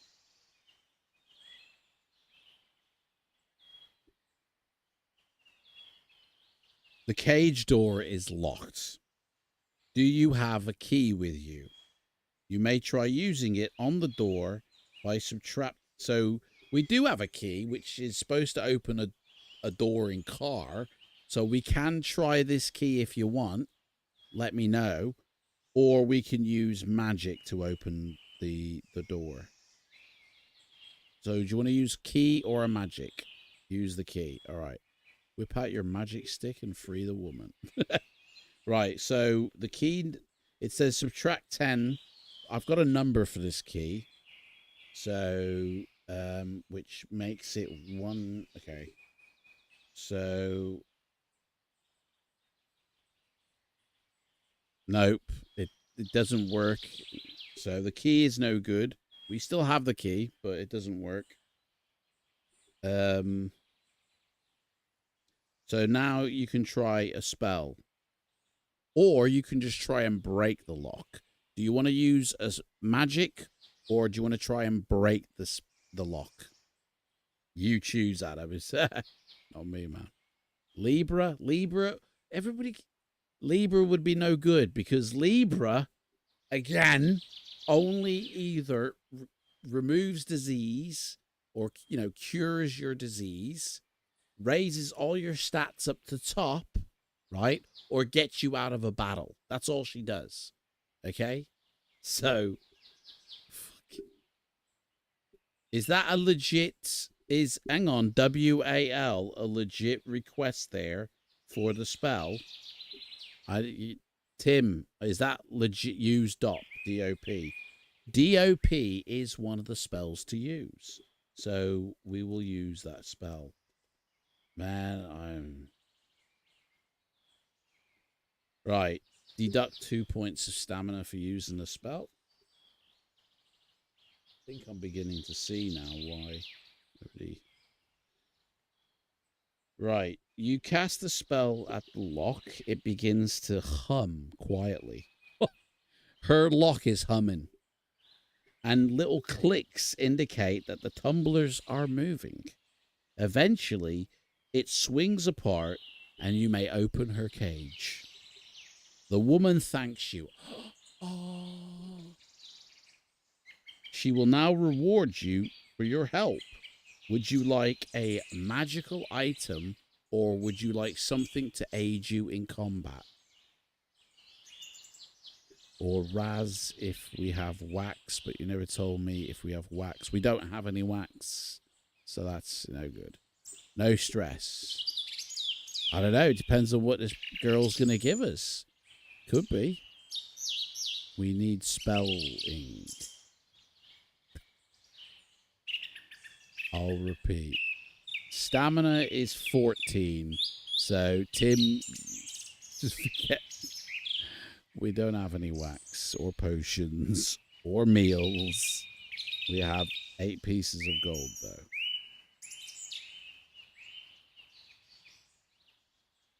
So, yeah. Do we want a magical item, or do we want help in combat? Adam, if you disagree with the stats I posted here, can you please fill them in? I mean, I have said the stamina is on 14. Do you know what? I think what's getting confusing here is when I'm saying things, if you guys see an advert, maybe. It's the only thing I can think of. Because I'm literally saying things and then you guys are asking the same that I've just literally said. So I'm wondering if... So, yeah. Skill is 9, stamina 14, luck is 8, gold is 8. Make a note of that. Yeah? And then you don't have to keep asking. Magical item, please? Ah, that's... Yeah. Thank you.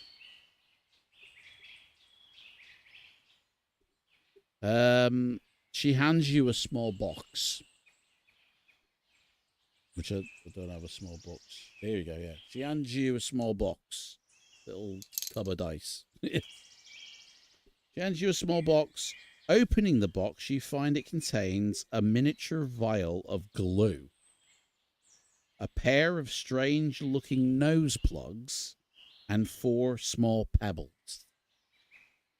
All useful items in creating spells.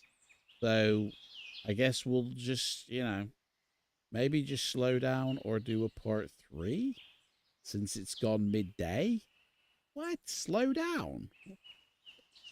Am I saying things too fast here? What? There are ads and delays. Yeah, exactly. That's what I'm saying. I think the ads are preventing you guys from hearing what I'm saying sometimes. But you think I'm going too fast here, guys?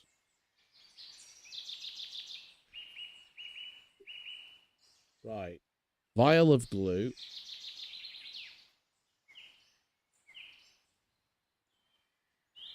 I mean, you say slow down, and then in another breath you say do a part 3 of this because it's midday. If I slow down, it's going to be even longer. I'll go slower though if that's what you guys are saying.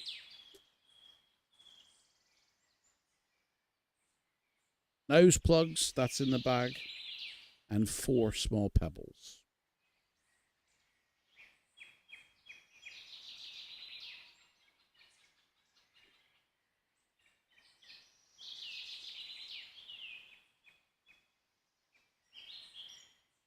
What's in the box? Can you complete those, or do you want us to? Complete what? I don't know what you're saying. In the box, yeah. In our backpack, we've got the key that somebody gave us, a vial of glue, nose plugs, and 4 small pebbles. That's what we've got in our backpack.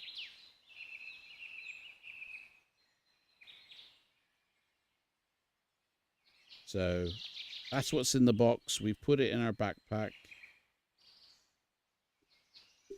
And now we will continue.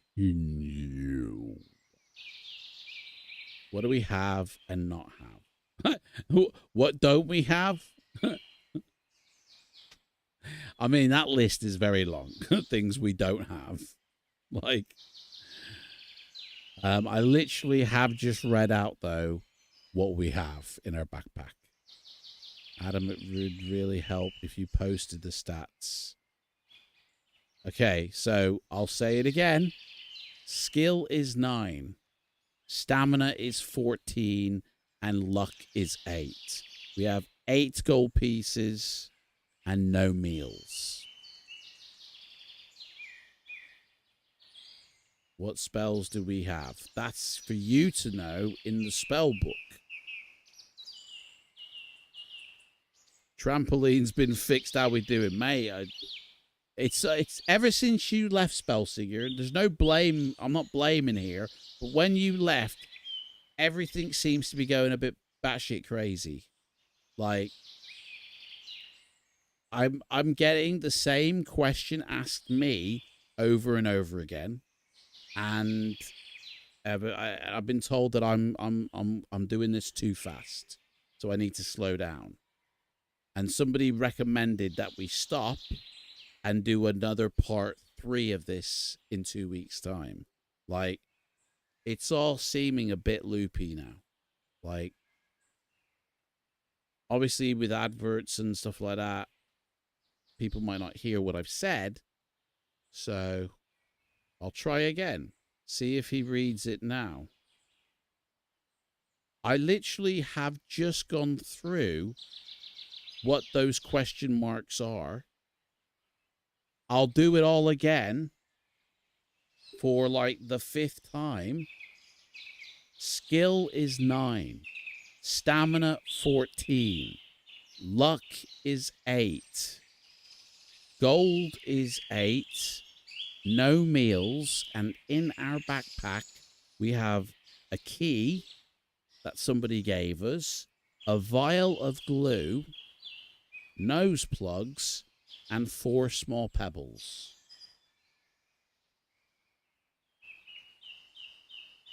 Are you going to fill these in or expect us to? You know, oh, just dropped the book and lost the page now. I have no idea where we were.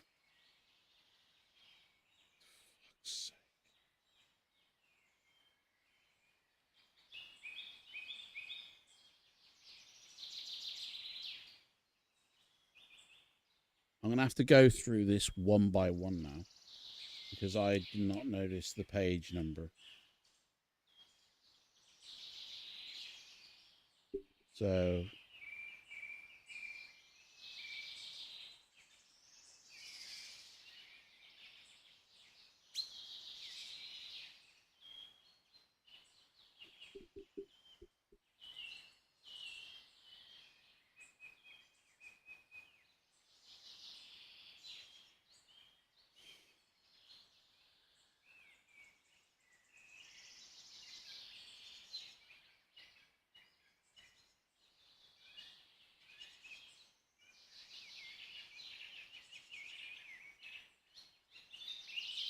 makes for fascinating viewing, doesn't it?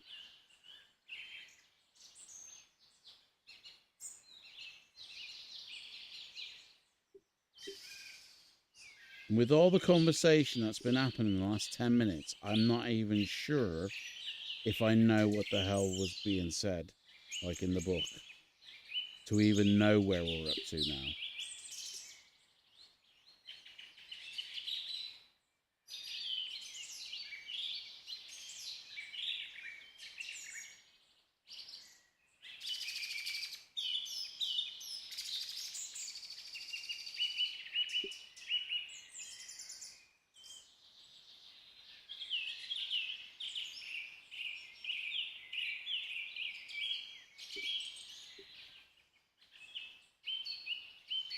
I think I remember asking, do we want help with a spell?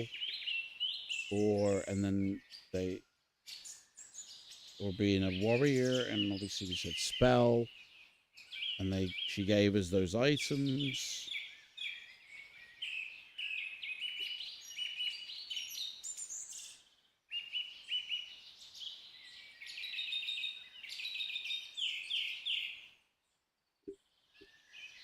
Alright, where are we up to? If there's ads, you can expect people to know exactly where you're up to. I mean, the ads don't happen that frequently, do they? Like...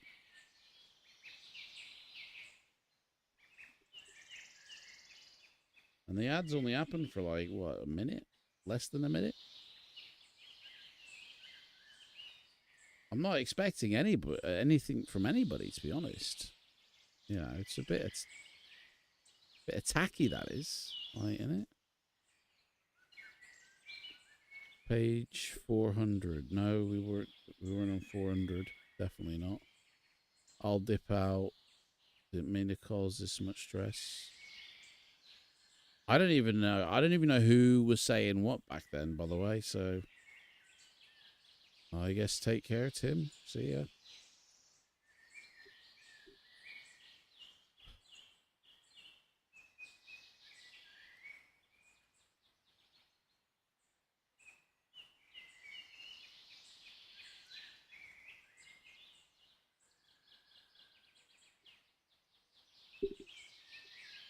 Have I upset somebody?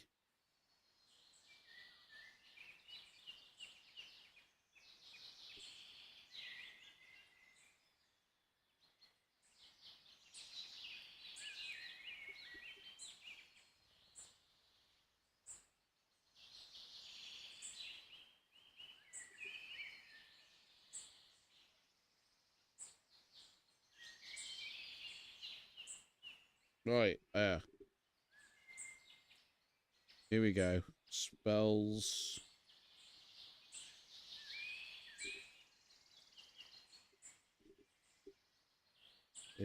All magical items. Release her from her cage.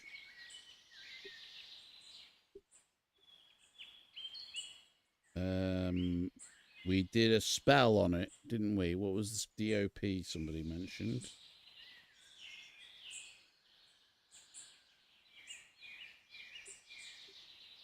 You got the spell. She will reward you for your help. We asked for a magical item.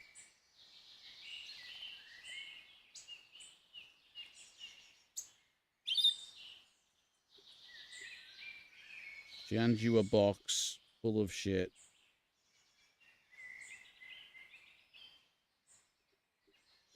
Right. There we go. I've got it now. We're back to the page.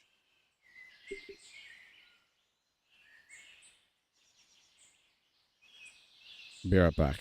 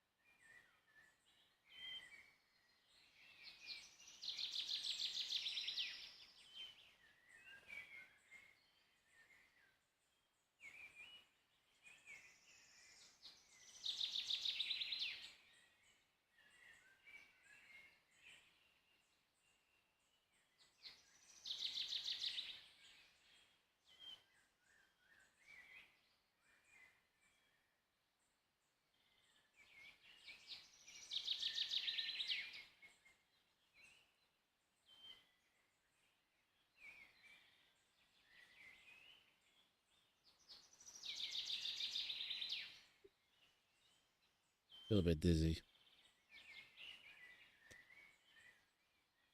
Haircut. Hey, Jake, how's it going? Whoa, what? Hang on. I've missed loads of conversation here. I gotta scroll back. Got hiccups now. Excuse me.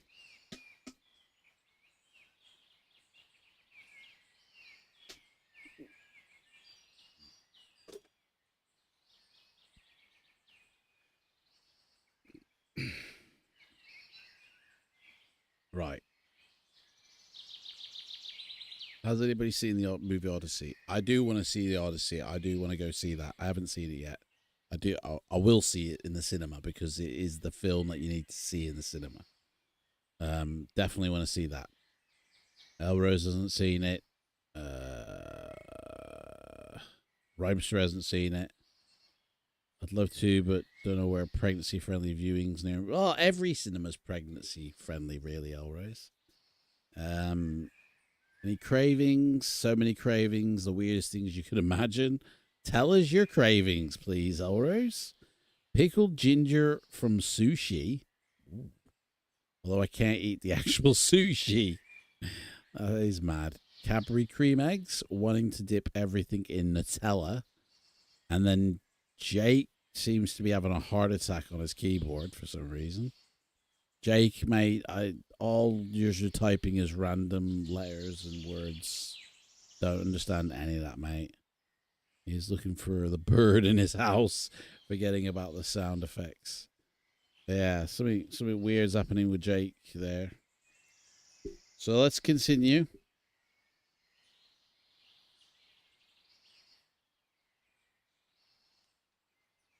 In addition, she also hands you a bag containing 7 gold pieces.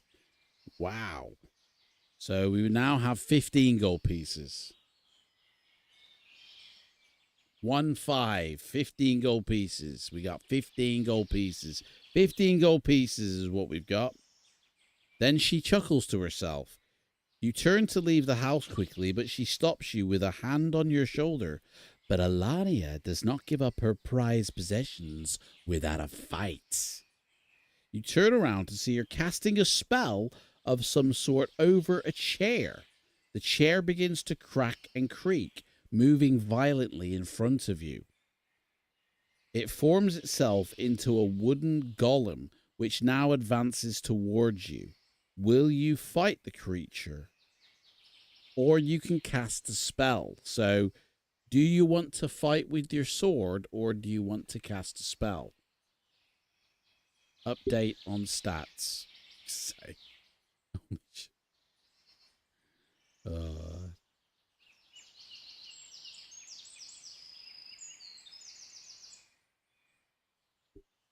So do you want to fight with your sword, or do you want to cast a spell?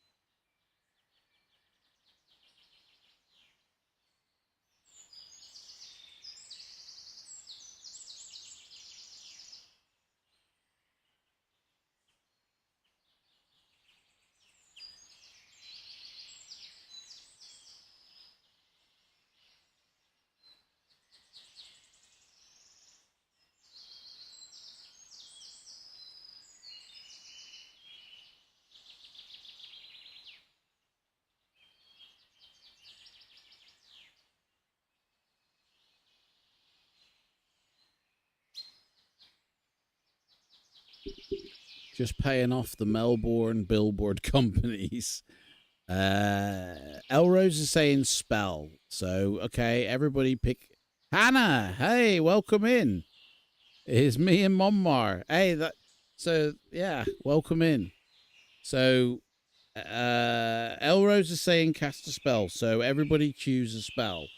It's a 3-letter word, basically. Ethan. Hello, Ethan. Hello. So, yeah, everybody choose a spell. And if if it shows up here, great. If it doesn't, then we will just fight as normal. But welcome in, Hannah. And Mom, welcome.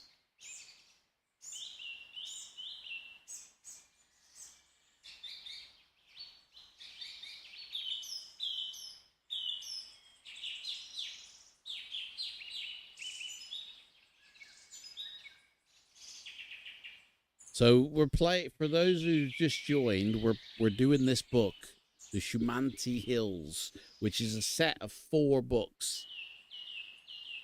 These are the other 3 which we'll be playing in the next few weeks. They're all part of a larger story. Right now we're playing as a wizard going through the Shumanti Hills, and basically we've come across this chick in the woods. In her little cabin, she was in a cage, right? We freed her out of the cage, and she said, basically, right? Mama said my cousin Jenny lives in Melbourne. Yes, we did speak of that. We do have some Australians in the chat, and I did say that we have a family living in Melbourne. Rhymester doesn't have a spell book. Well, you just have to guess then, mate. But yeah. So she said, free me and I'll give you some free stuff. So we freed her. She gave us the stuff and then said, oh, by the way, nothing's for free. And then she turned into a wooden golem, and she's now expecting us to fight her. So we have to fight her. Now, we can use magic because we are a wizard, or we can, Spellsinger says cast hot. Hot is a part, so it gives me 5 different options for spells here, and hot is one of them. So let's see what hot does, shall we? So it says here, deduct 4 points of stamina, so we're down to 10 now. Oh. And it says here, you hold up your hand and cast the spell, and a small burning fireball materializes in your palm, and you fling it at the wooden golem. The creature catches fire immediately and shrieks loudly. Ah! Alania runs off for water to douse the fire before her house goes up in flames, and you leg it out the door, basically. So we've escaped that one. She gave us some stuff, and she gave us 7 gold pieces. So, quids in, we've made off with our life. Hurriedly, you leave the house and follow the path back to the junction, where you may head north towards Dumfus. So, we're going to head towards Dumfus by the sounds of it. Wherever Dumfus is. Dumfus is a town, I'm guessing. I don't know. Use the force, Luke. Meal. Spellsinger says eat a meal. So, unfortunately, we don't have any meals. The meals got stolen from us by some elvins. So, we're out of meals. We got no meals. So, sadly. What is that? Looks like a picture of two people putting their backsides to each other. What is that? Like 2 people bent over pulling a moonie. I thought we found nuts for meals. No, we didn't, I'm afraid. We didn't. Well, this is gone. Right. So, you follow the path for the rest of the afternoon until you stand on a hilltop. The path runs down the hill into a small village set on a river, and you follow it down. So, as you follow the path downwards, you pass a sign. You are entering the village of Dumfus. Will you find an inn to rest for the night, or will you try to make contact with the villagers? So, Dumfus is a plague-ridden town. We should fit right in. So Spellsinger says go for the inn. Into this plague-infested town. The inn charges 3 gold pieces for a meal and 3 gold pieces for a bed. Do you guys want to get a meal and a bed for the night? If we do, we will get 3 points of stamina restored, and obviously a bed for the night. Like, how much gold do we have? We have 15 gold pieces. So we can afford it absolutely plentiful. Let's stay the night. Are we also accepting the meal as well? So 3 gold pieces takes us down to 12. Are we also having the meal? You know, feel like I've been living in a dumb fucks. Yes, take the meal. Okay, so that'll take us down to 9. So, and we get a meal. We've both said meal already. That was when you requested a meal, right? And I said we don't have any meals. Now that the inn has offered us a meal, only Spellsinger and you have just said, yeah, meal as well. So I don't know why you're saying that. So we're having the meal.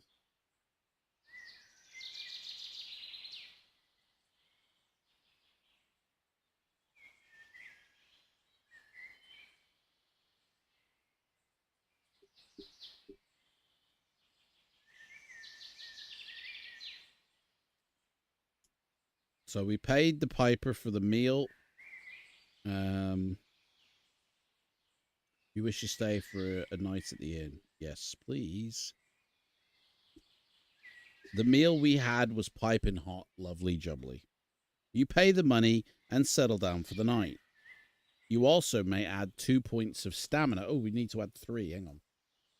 So we add 3 points of stamina for the meal, and it says you also may add 2 points for the refreshing night's sleep. So we're back up to 15 stamina now.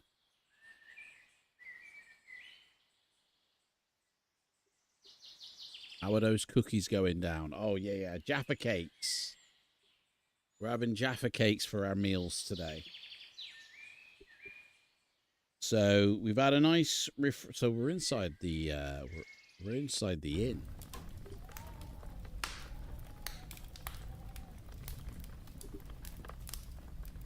You rise early to leave Dumfus. Not much happened in Dumfus, did it?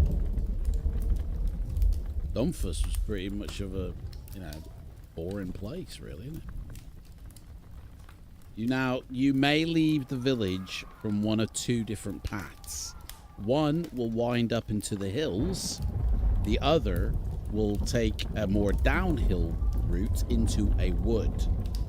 Which one do you want to go up into the hills or down into the woods?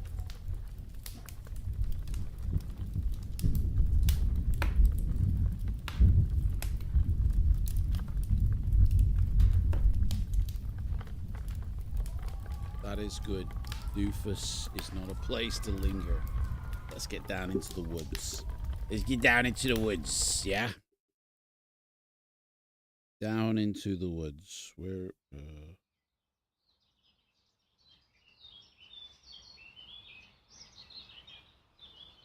hang on, what? Yeah. One winds up into the hill. Other takes down into the wood. There we go. You follow a meandering path around the side of a hill for most of the morning. You can stop and eat provisions, but we haven't got any provisions, so we can't. As noon approaches, you can see the path offering you 2 separate ways. One path follows the hill down into a shallow valley and then climbs the next hill. Your other choice is a path which leads to a rope and wood bridge which spans the hills. Do you want to cross the bridge, or do you want to follow a course down the hillside? Is basically your choice. feel like this one has gone on a bit, you know? Like, we're doing good on this one. We really are. Downhill.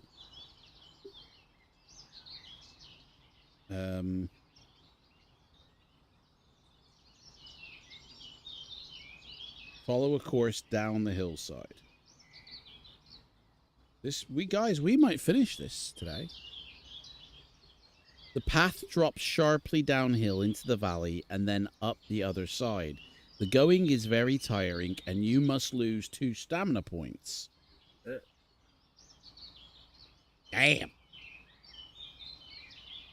Halfway up the hill is a clearing in which a small wooden hut stands. Throw 1 die. Okay.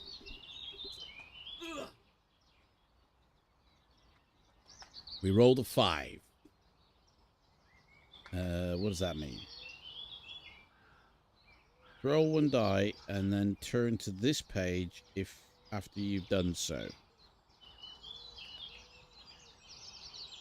Okay.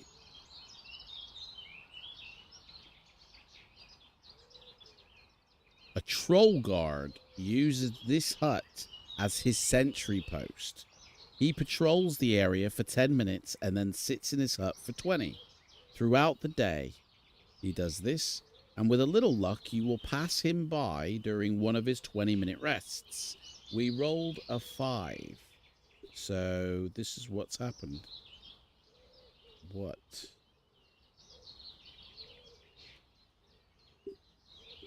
As you pass the sentry post, the troll emerges from behind the hut, armed with a halberd, and sees you. You will have to fight him. So we can either fight him with our sword, or we can use magic. Which one do you want to do? Obviously, if you choose magic and you don't get the correct spell, then we have to use our sword. So, Spellseeker says use magic. So, everybody put a 3-letter spell in the chat. And if one of them matches, that's the one we use.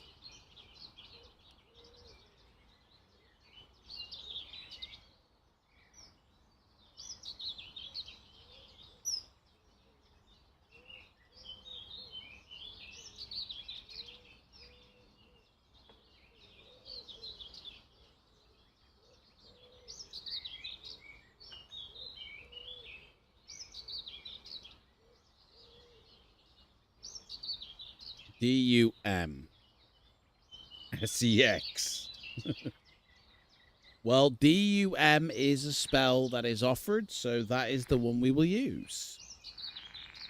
Well done, Spellsinger. So it costs us 4 points of stamina, which takes us back down to 9. Oh, controller's just bit it.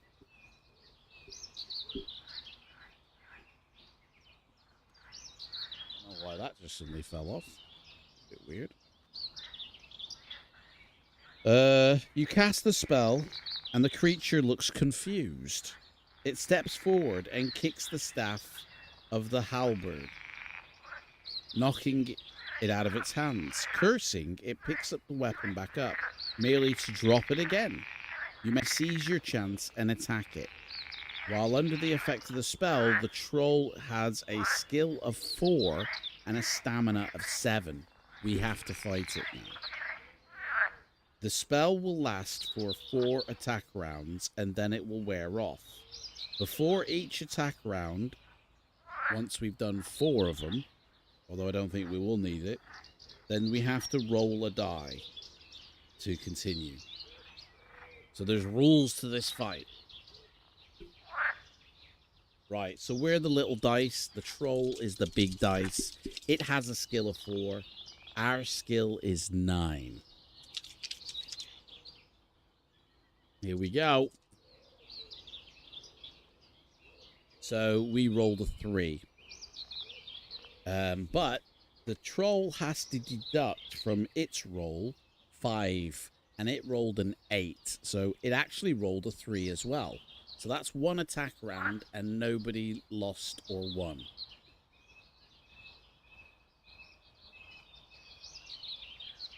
So we got 3 more attack rounds to do this creature in. Stamina of 7. So we rolled a 9. That's good. It rolled an 8. So -5. It rolled a 3. And the difference between 9 and 3 is 6. So it's down to 1 stamina point. And this is the second round of combat. I think we're going to get it done. Because it's got 1 point of stamina left. So I think unless we roll a bloody double 1 or something. So we rolled an 8. It rolled a 5. It rolled basically 0. We've completely annihilated it. The troll is dead. Dead. You search the troll's body and the hut. Inside the hut, you find a pouch with 3 gold pieces in it. Boom. We're back up to 12. Around the troll's neck is a small amulet made of twisted metal. This is a lucky charm, although it brought little luck to the actual troll. So while wearing the charm, you may subtract 1 point from your dice roll each time you go to test your luck. Boom. Now that's not going to go in our backpack.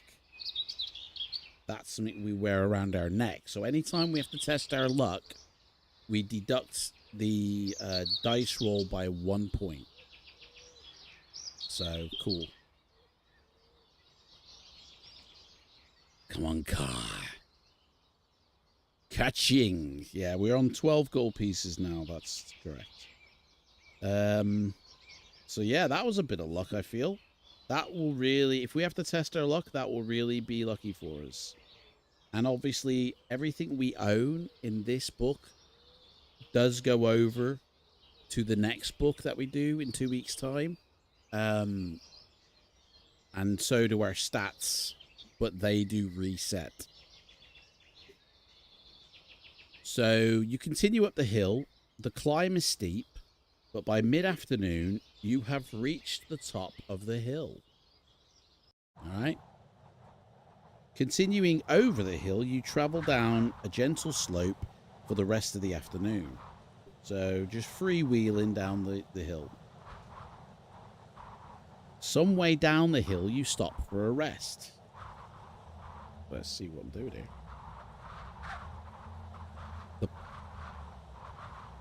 You sit on a boulder to survey what lies ahead. The path leads downwards into a vale. Cradled between 3 hills is a village, and quite a large one at that. The sun is falling rapidly, and you decide to head downwards towards this settlement. An overhanging branch touches your face, and you hear a lively chirping. So we're back in a village then, basically, with some chirping. Hovering by your shoulder is a small creature the size of your thumb. It is a childlike but very thin, with green skin, and it flits around you on transparent wings. It seems to be quite friendly and alights on your shoulder. You may talk to it or try to get rid of it with a spell. Do you want to try and talk to it, or do you want to use magic? Up to you guys.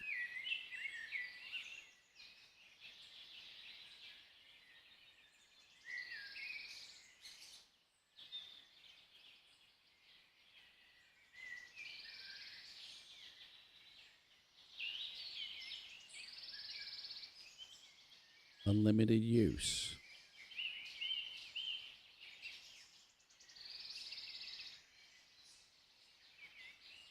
The charm is, yes, the charm is unlimited use. Talk to it. Elrose says let's talk to it. So, let's see what the creature has to say. The creature is a mini-mite, whatever that is, and calls itself Jan. Hello, I'm Jan. It is friendly and tells you that you're looking down on Biritanti, the largest village in the Shamutanti Hills. Biritanti is a friendly village where all travelers spend at least one night. Consequently, prices are a little on the high side. The Minimite would like to come with you. Will you allow it to stay on your shoulder and follow the path down into Biritanti, or will you tell it you would rather travel alone? So the little creature wants to come with us. FYI, while this Jan the Minimite is with us, we can't cast magic. No one has stated that yet. Like, that hasn't been said, so...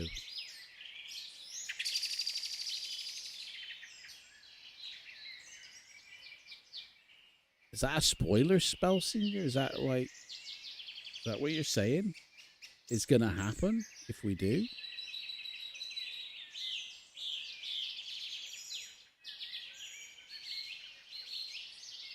It's not said that yet in the book. Like, I don't know if it will say that or not.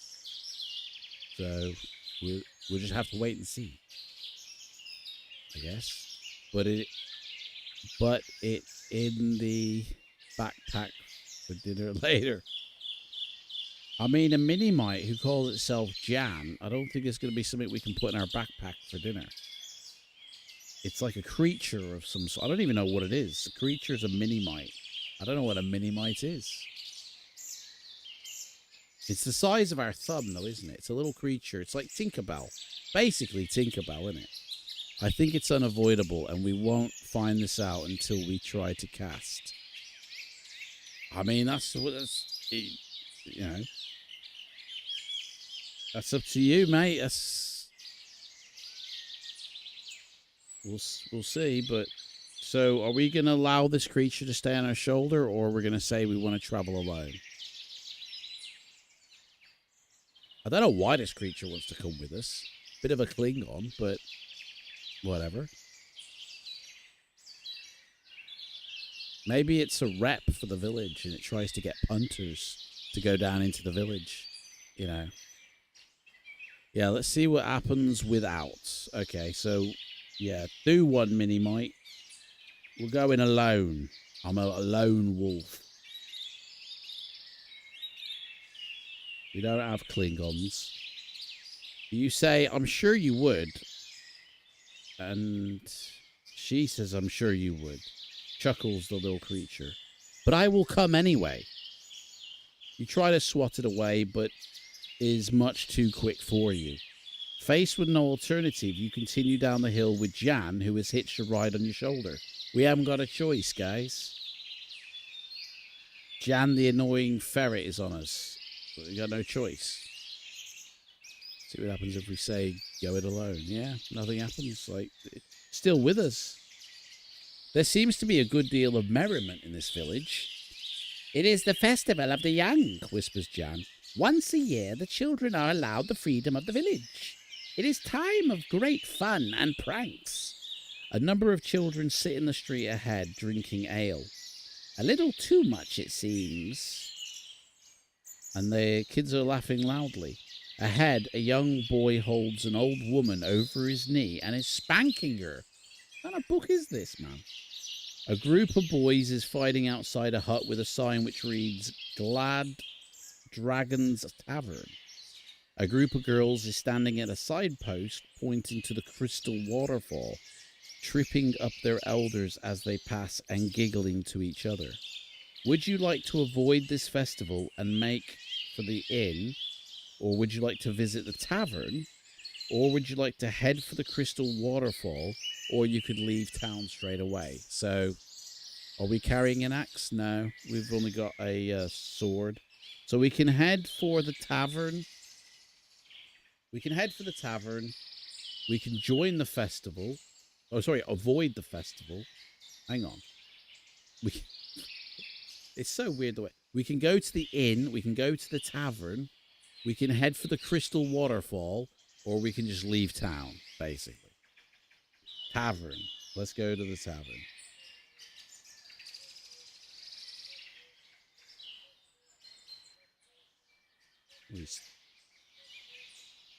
You enter the tavern and call to the proprietor. The land dragger himself comes out. He is a kindly type and is always happy to talk to strangers. He's also a businessman. And a mug of ale will cost you 2 gold pieces. We have 12, by the way. Will you pay up, drink your ale, and talk to him? Or do you have something for him? Or you don't have to buy a drink. So, do you want to buy a drink or not? We don't have anything for him, do we? There might be some high-class hookers. I mean, I don't know what kind of town this is. Britanti? I don't know. Are we having a drink, though? Are we going to get some ale on the go? The axe was for him, but we don't... Right, okay. So we don't... Yeah, we don't have an axe. That was axed. Are we going to have a beer or no pois? It will cost us 2 gold pieces if we do.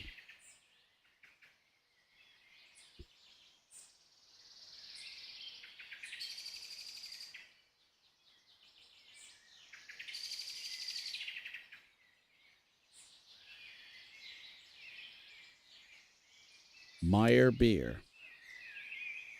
I'm going to say that's more beer. I'm going to say you want the beer. So let's pay the piper. 2 gold pieces for your best tankard of mead, my son. Let's talk to this dude.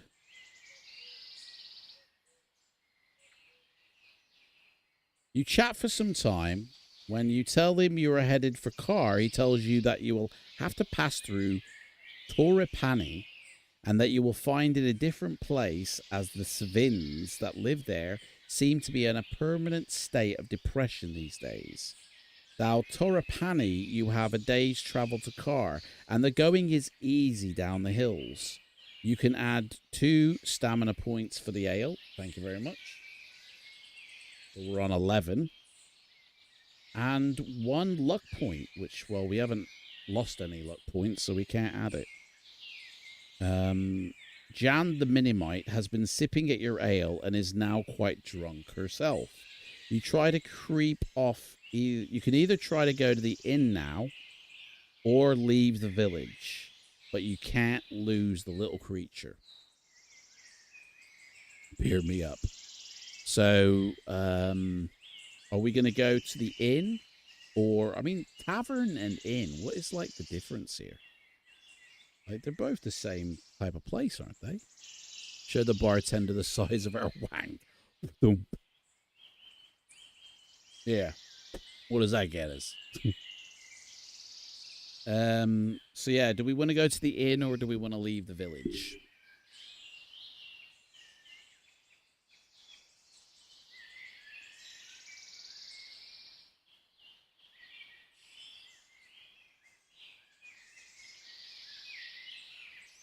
Just to remind you, my mom's watching this now. Before. Yeah. So, you know.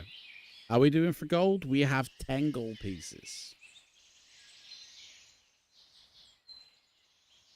10 gold coins to our name. Lovely jabbly. Inn, yeah? Go to the inn. Let's get in. In the inn. We'll creep off to the inn. There's a way in. The inn is not cheap, by the way. A bed for the night is 5 gold pieces, and a meal is 4.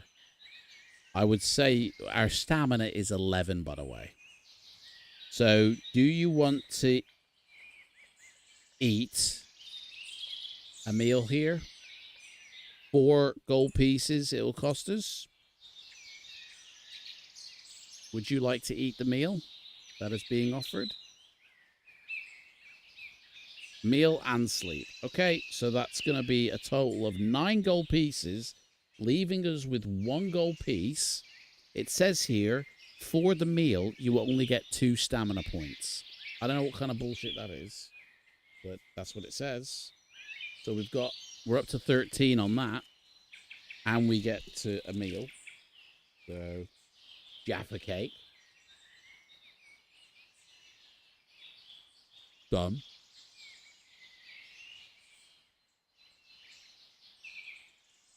And where's he gone? And we're going to sleep here as well.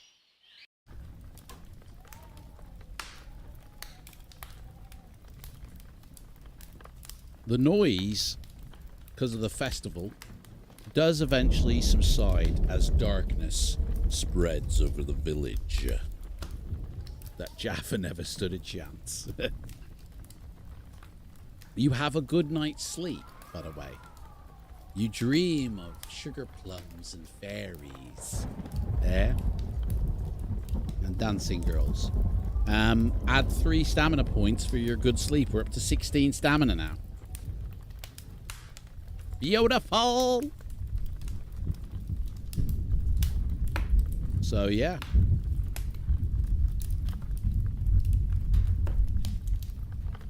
In the morning, you get an early rise, if you know what I mean. And leave soon after dawn with Jan still hovering around your head as you set off. Did you eat at all yesterday? Yes, we did. There are 2 paths ahead. You can go one uphill to the east, and there's one downhill to the west. Which one do you want to do, east or west? Basically, yeah. That's what it is, man. Knock on. The night is dark and full of horrors. Go west, where the air is cold. Go west, where the birds still chirp. You travel downhill along the valley for an hour, but then the path turns uphill again. The hill you are now climbing is not too steep, and as noon approaches, you are once again on a descending path. You may stop here. Oh, we haven't got any meals, so we can't. So we just continue on then.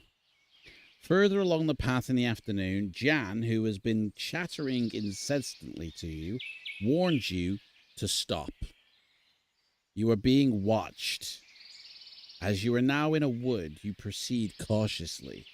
Suddenly, the bushes part, and a figure steps forward. Dressed in black, this tall man bars your way. Will you prepare for battle, or will you try and talk to him? The man in black. Oh man, he looks like a ninja. He's the man in black. Basically a ninja, isn't it? It's a freaking assassin. Talk to him. Alright, let's talk to him. Excuse me, Squire, do you come here often? Wouldn't happen to know the way to Tipperary, would you? The stranger ignores your words and grips a sharp scimitar. Or scimitar. Or whatever. You know what I mean. You have to fight the assassin. You can cast a spell if you want. Do you want to cast a spell or do you want to fight with the sword?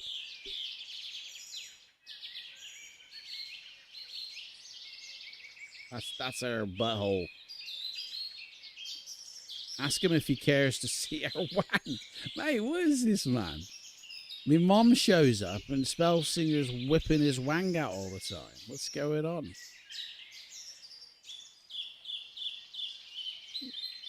Weird thing is, Spellsinger had to walk away to build something for kids before. So, I don't know, I don't know what's going on there. Bit worried about the book that's coming out now. What's that about?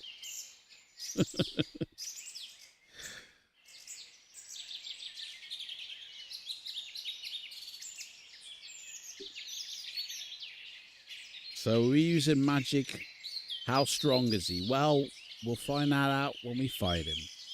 You know, if we don't fight him with our sword, we don't know. So it's, are we using magic or are we using our sword? That is the question. Let's see, I feel like this is rising up here.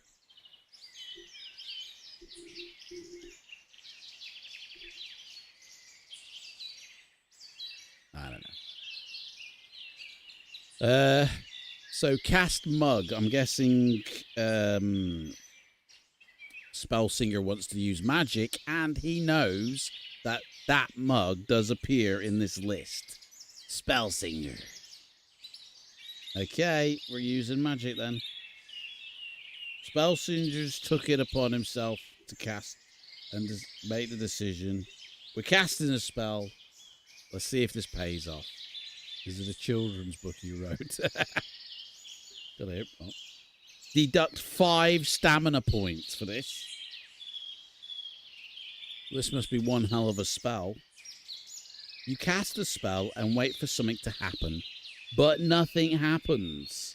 Return and choose again. Oops. So, are we fighting with the sword, or are we casting another spell? Mug literally turned us into a mug. Alright? Nothing happened.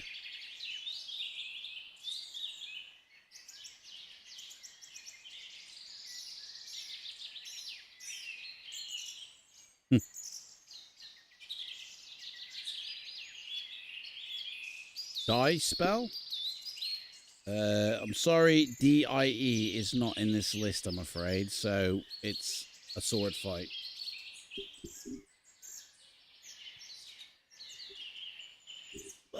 Right. So the assassin has a skill of 8 and a stamina of 6. We have a skill of 9, so the assassin has to minus 1 point off its, dice roll. We are the little dice. Look at that. We both rolled a 3. So, mad that. So it loses a 1, so it's got a 2. We got 3. It loses 1 point of stamina. So it's down to 5.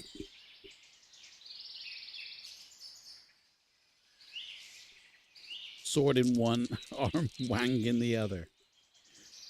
Yeah, man. All right, here we go. Next round. We rolled an 8. It rolled a 6. 6 became a 5. An 8. It loses 3. It had 5. It's down to 2. This assassin's not very good, to be honest, is he? I might move that.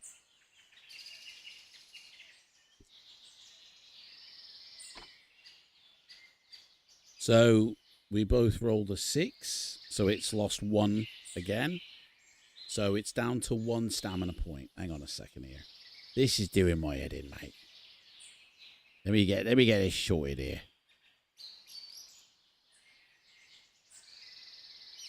It will do that instead. And that way, I got all this to wave my, arms about and stuff like that. And that's better. Right. Finish him.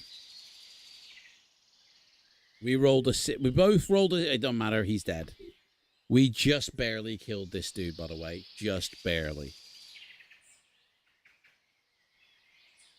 Oh. It does say here, after you can fight and win, yeah, or you can spare his life when he's reduced to 3 stamina points or less. So long as you're clearly winning. Anyway, we killed him. He's dead. No worries. He's gone. Looking through his pockets, you find 3 gold pieces. So that gives us 4 now. 4 gold pieces. You may now set off ahead, continuing along the path. There you go. Meal. We don't have any meals. We haven't acquired any meals. We lost all our meals before, remember? Continue along the path and round the side of a hill. You are now becoming increasingly irritated by the Minimites chattering. You come across a small wooden hut where an old woman sits on the front step. As you pass, she calls out to you, inviting you over. Will you see what she wants, or will you ignore her and continue on? Surely we can find some grub. I mean, in this house, maybe, yeah, but only if it tells us we find some, so. Was there an option to offer mercy? Yeah, I didn't actually see that until after the fight. That's my bad.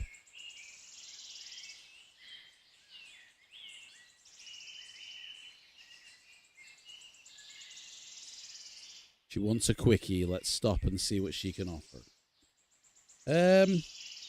Okay, you want to stop off? See what she wants. Oh, love, what's going on?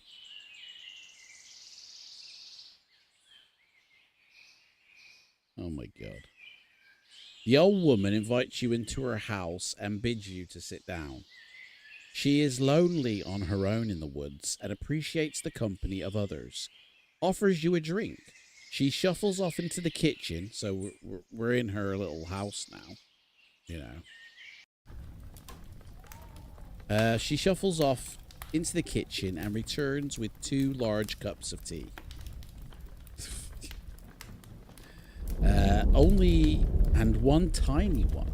2 large cups of tea and 1 tiny one for the midge on our shoulder. Jan is a little suspicious and she tells you so. The old woman glares at him and expresses openly her disgust for mini-mites. Hey, spell singer, we were able to cast a spell. So what you said before, you know what I'm saying? Never said we couldn't cast a spell. So, the old woman glares at him. Oh, Jan is a man. Jan's a man, a man midge. I thought it was a little girl, like a little lady midge. She expresses openly her disgust for mini-mites. She has forgotten the pot and returns to the kitchen to fetch it. You may, if you wish, switch your cup of tea with hers, or you may wait for her to return and drink the one she has given you. I don't know if this picture is relating to us, so I will show you. She looks like a cat, alright? What is that? Hey, that is not Mrs. Doubtfire, is it? Honestly, it looks like a cat in a frock. Drink the tea and trust her, Spellsinger says. So, wait for her to return and drink the one she's given you. Okay.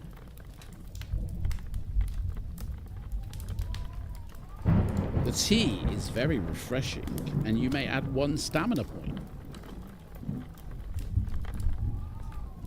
Also, add 1 luck point, which we haven't used any luck, so we can't, for making the right choice. Well done, Spellsinger. She looks like the book cover. Book cover's a lion. Like,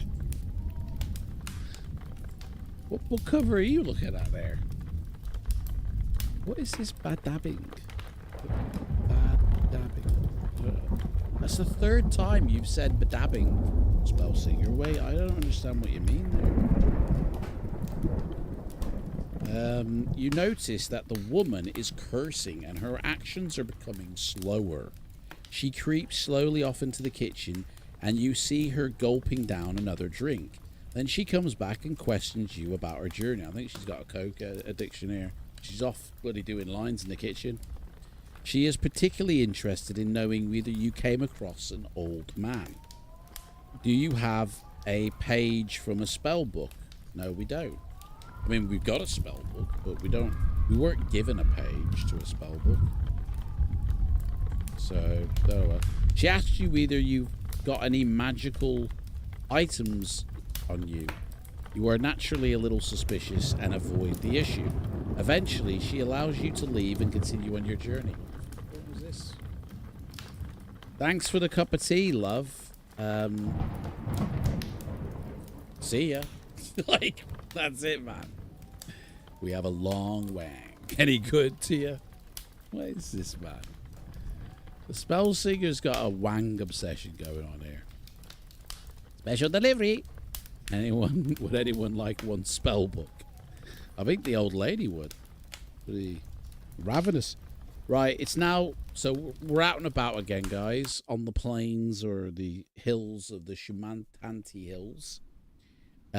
You pass over... It's now late afternoon, by the way. And you now pass over the brow of the next hill. And below is another village. The path leads into this village, and you have little choice but to enter Torapani. Torapani is inhabited by the Svins, an aggressive-looking race of man-orcs. But as you enter the village, an air of desperation... An air of depression hanging over the place becomes quite apparent. The Svins take no notice of you, and you sit down on a tree stump in the center of the village, surveying the miserable creatures. Will you head for the inn to spend the night, or will you attempt to make contact with the villagers? It is literally late afternoon for some of us. Increased stamina. Meal, raid her kitchen. We just left. It didn't offer us the choice. We have no food. I've got no drink. So, contacts. Excuse me. We shall make contact with the village people.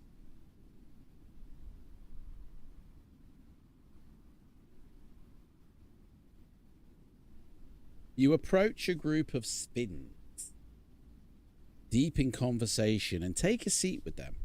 They are discussing a friend, apparently killed in the night by an assassin's blade. Gradually, you work your way into the conversation, and you soon learn the reason for the depression which hangs over the village. The village chief's daughter has been captured by a band of marauders and offered as a sacrifice to a powerful cave demon. According to an ancient prophecy, a dreadful scourge will overrun the village if the chief's line never ends. If the chief's line ever ends. And his daughter is the chief's only heir. This is the Svin tribe. It sounds like it, yeah. You tell them of your own travels and the creatures you have met. They realize you are a truly heroic adventurer and become very interested in you. Suddenly, one springs at you, while another runs off into the village. You are held fast in a vice-like grip, but as you struggle, more Svens arrive. They march you off to a hut at the edge of the village. Have we just been captured?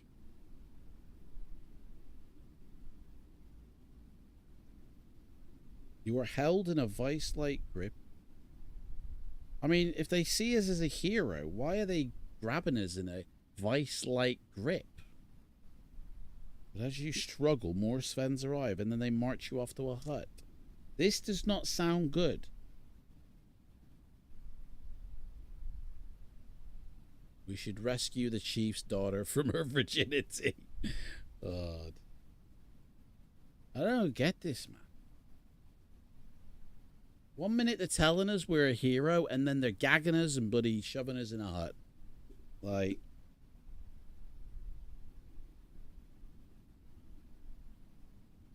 Tune in 2 weeks' time to find out what happens. Guys, that is it. We're holding it there.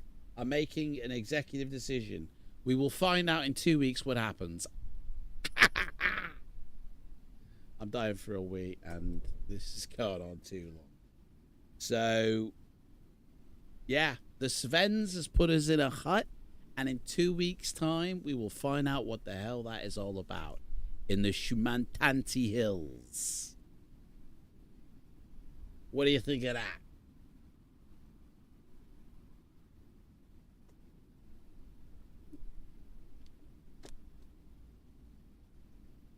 Hey? That's what that is. What? Show us your battery? Was that how was your battery? He deleted it before I could see it.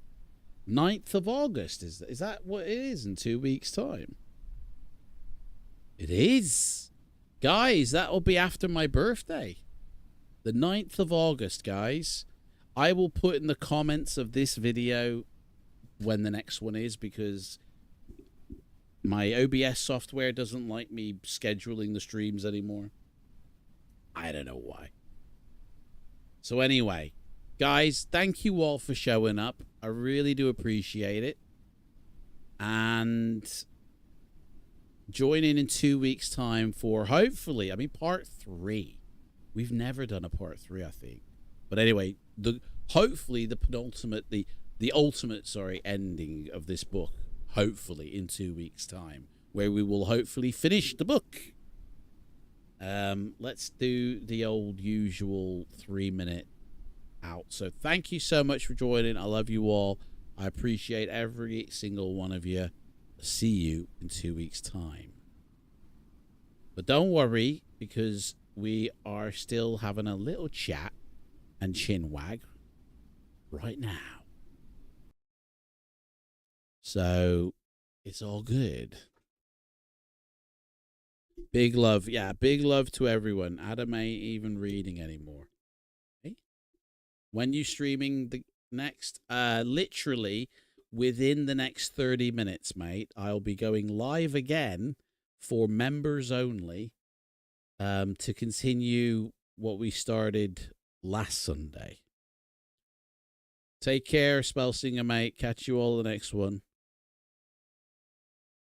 Drop the links. What links? Spellsing. Let's read his book. Right. Yeah. So yeah, literally, I'll be like within the next, like, I'll go to the toilet, I'll get some lunch, and then I'll start. Then we'll do it. So yeah, if you want to watch that stream, you've got to be a member of my channel. So, and yeah, it's a kind of a thank you stream for my members. So that's what I'll be doing. But everybody else, take care. And, oh, I have another Jaffa cake, actually.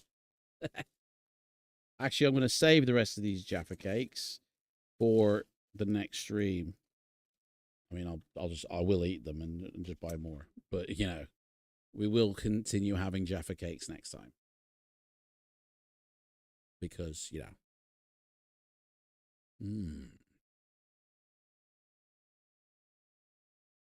You want links to Spellsinger's book?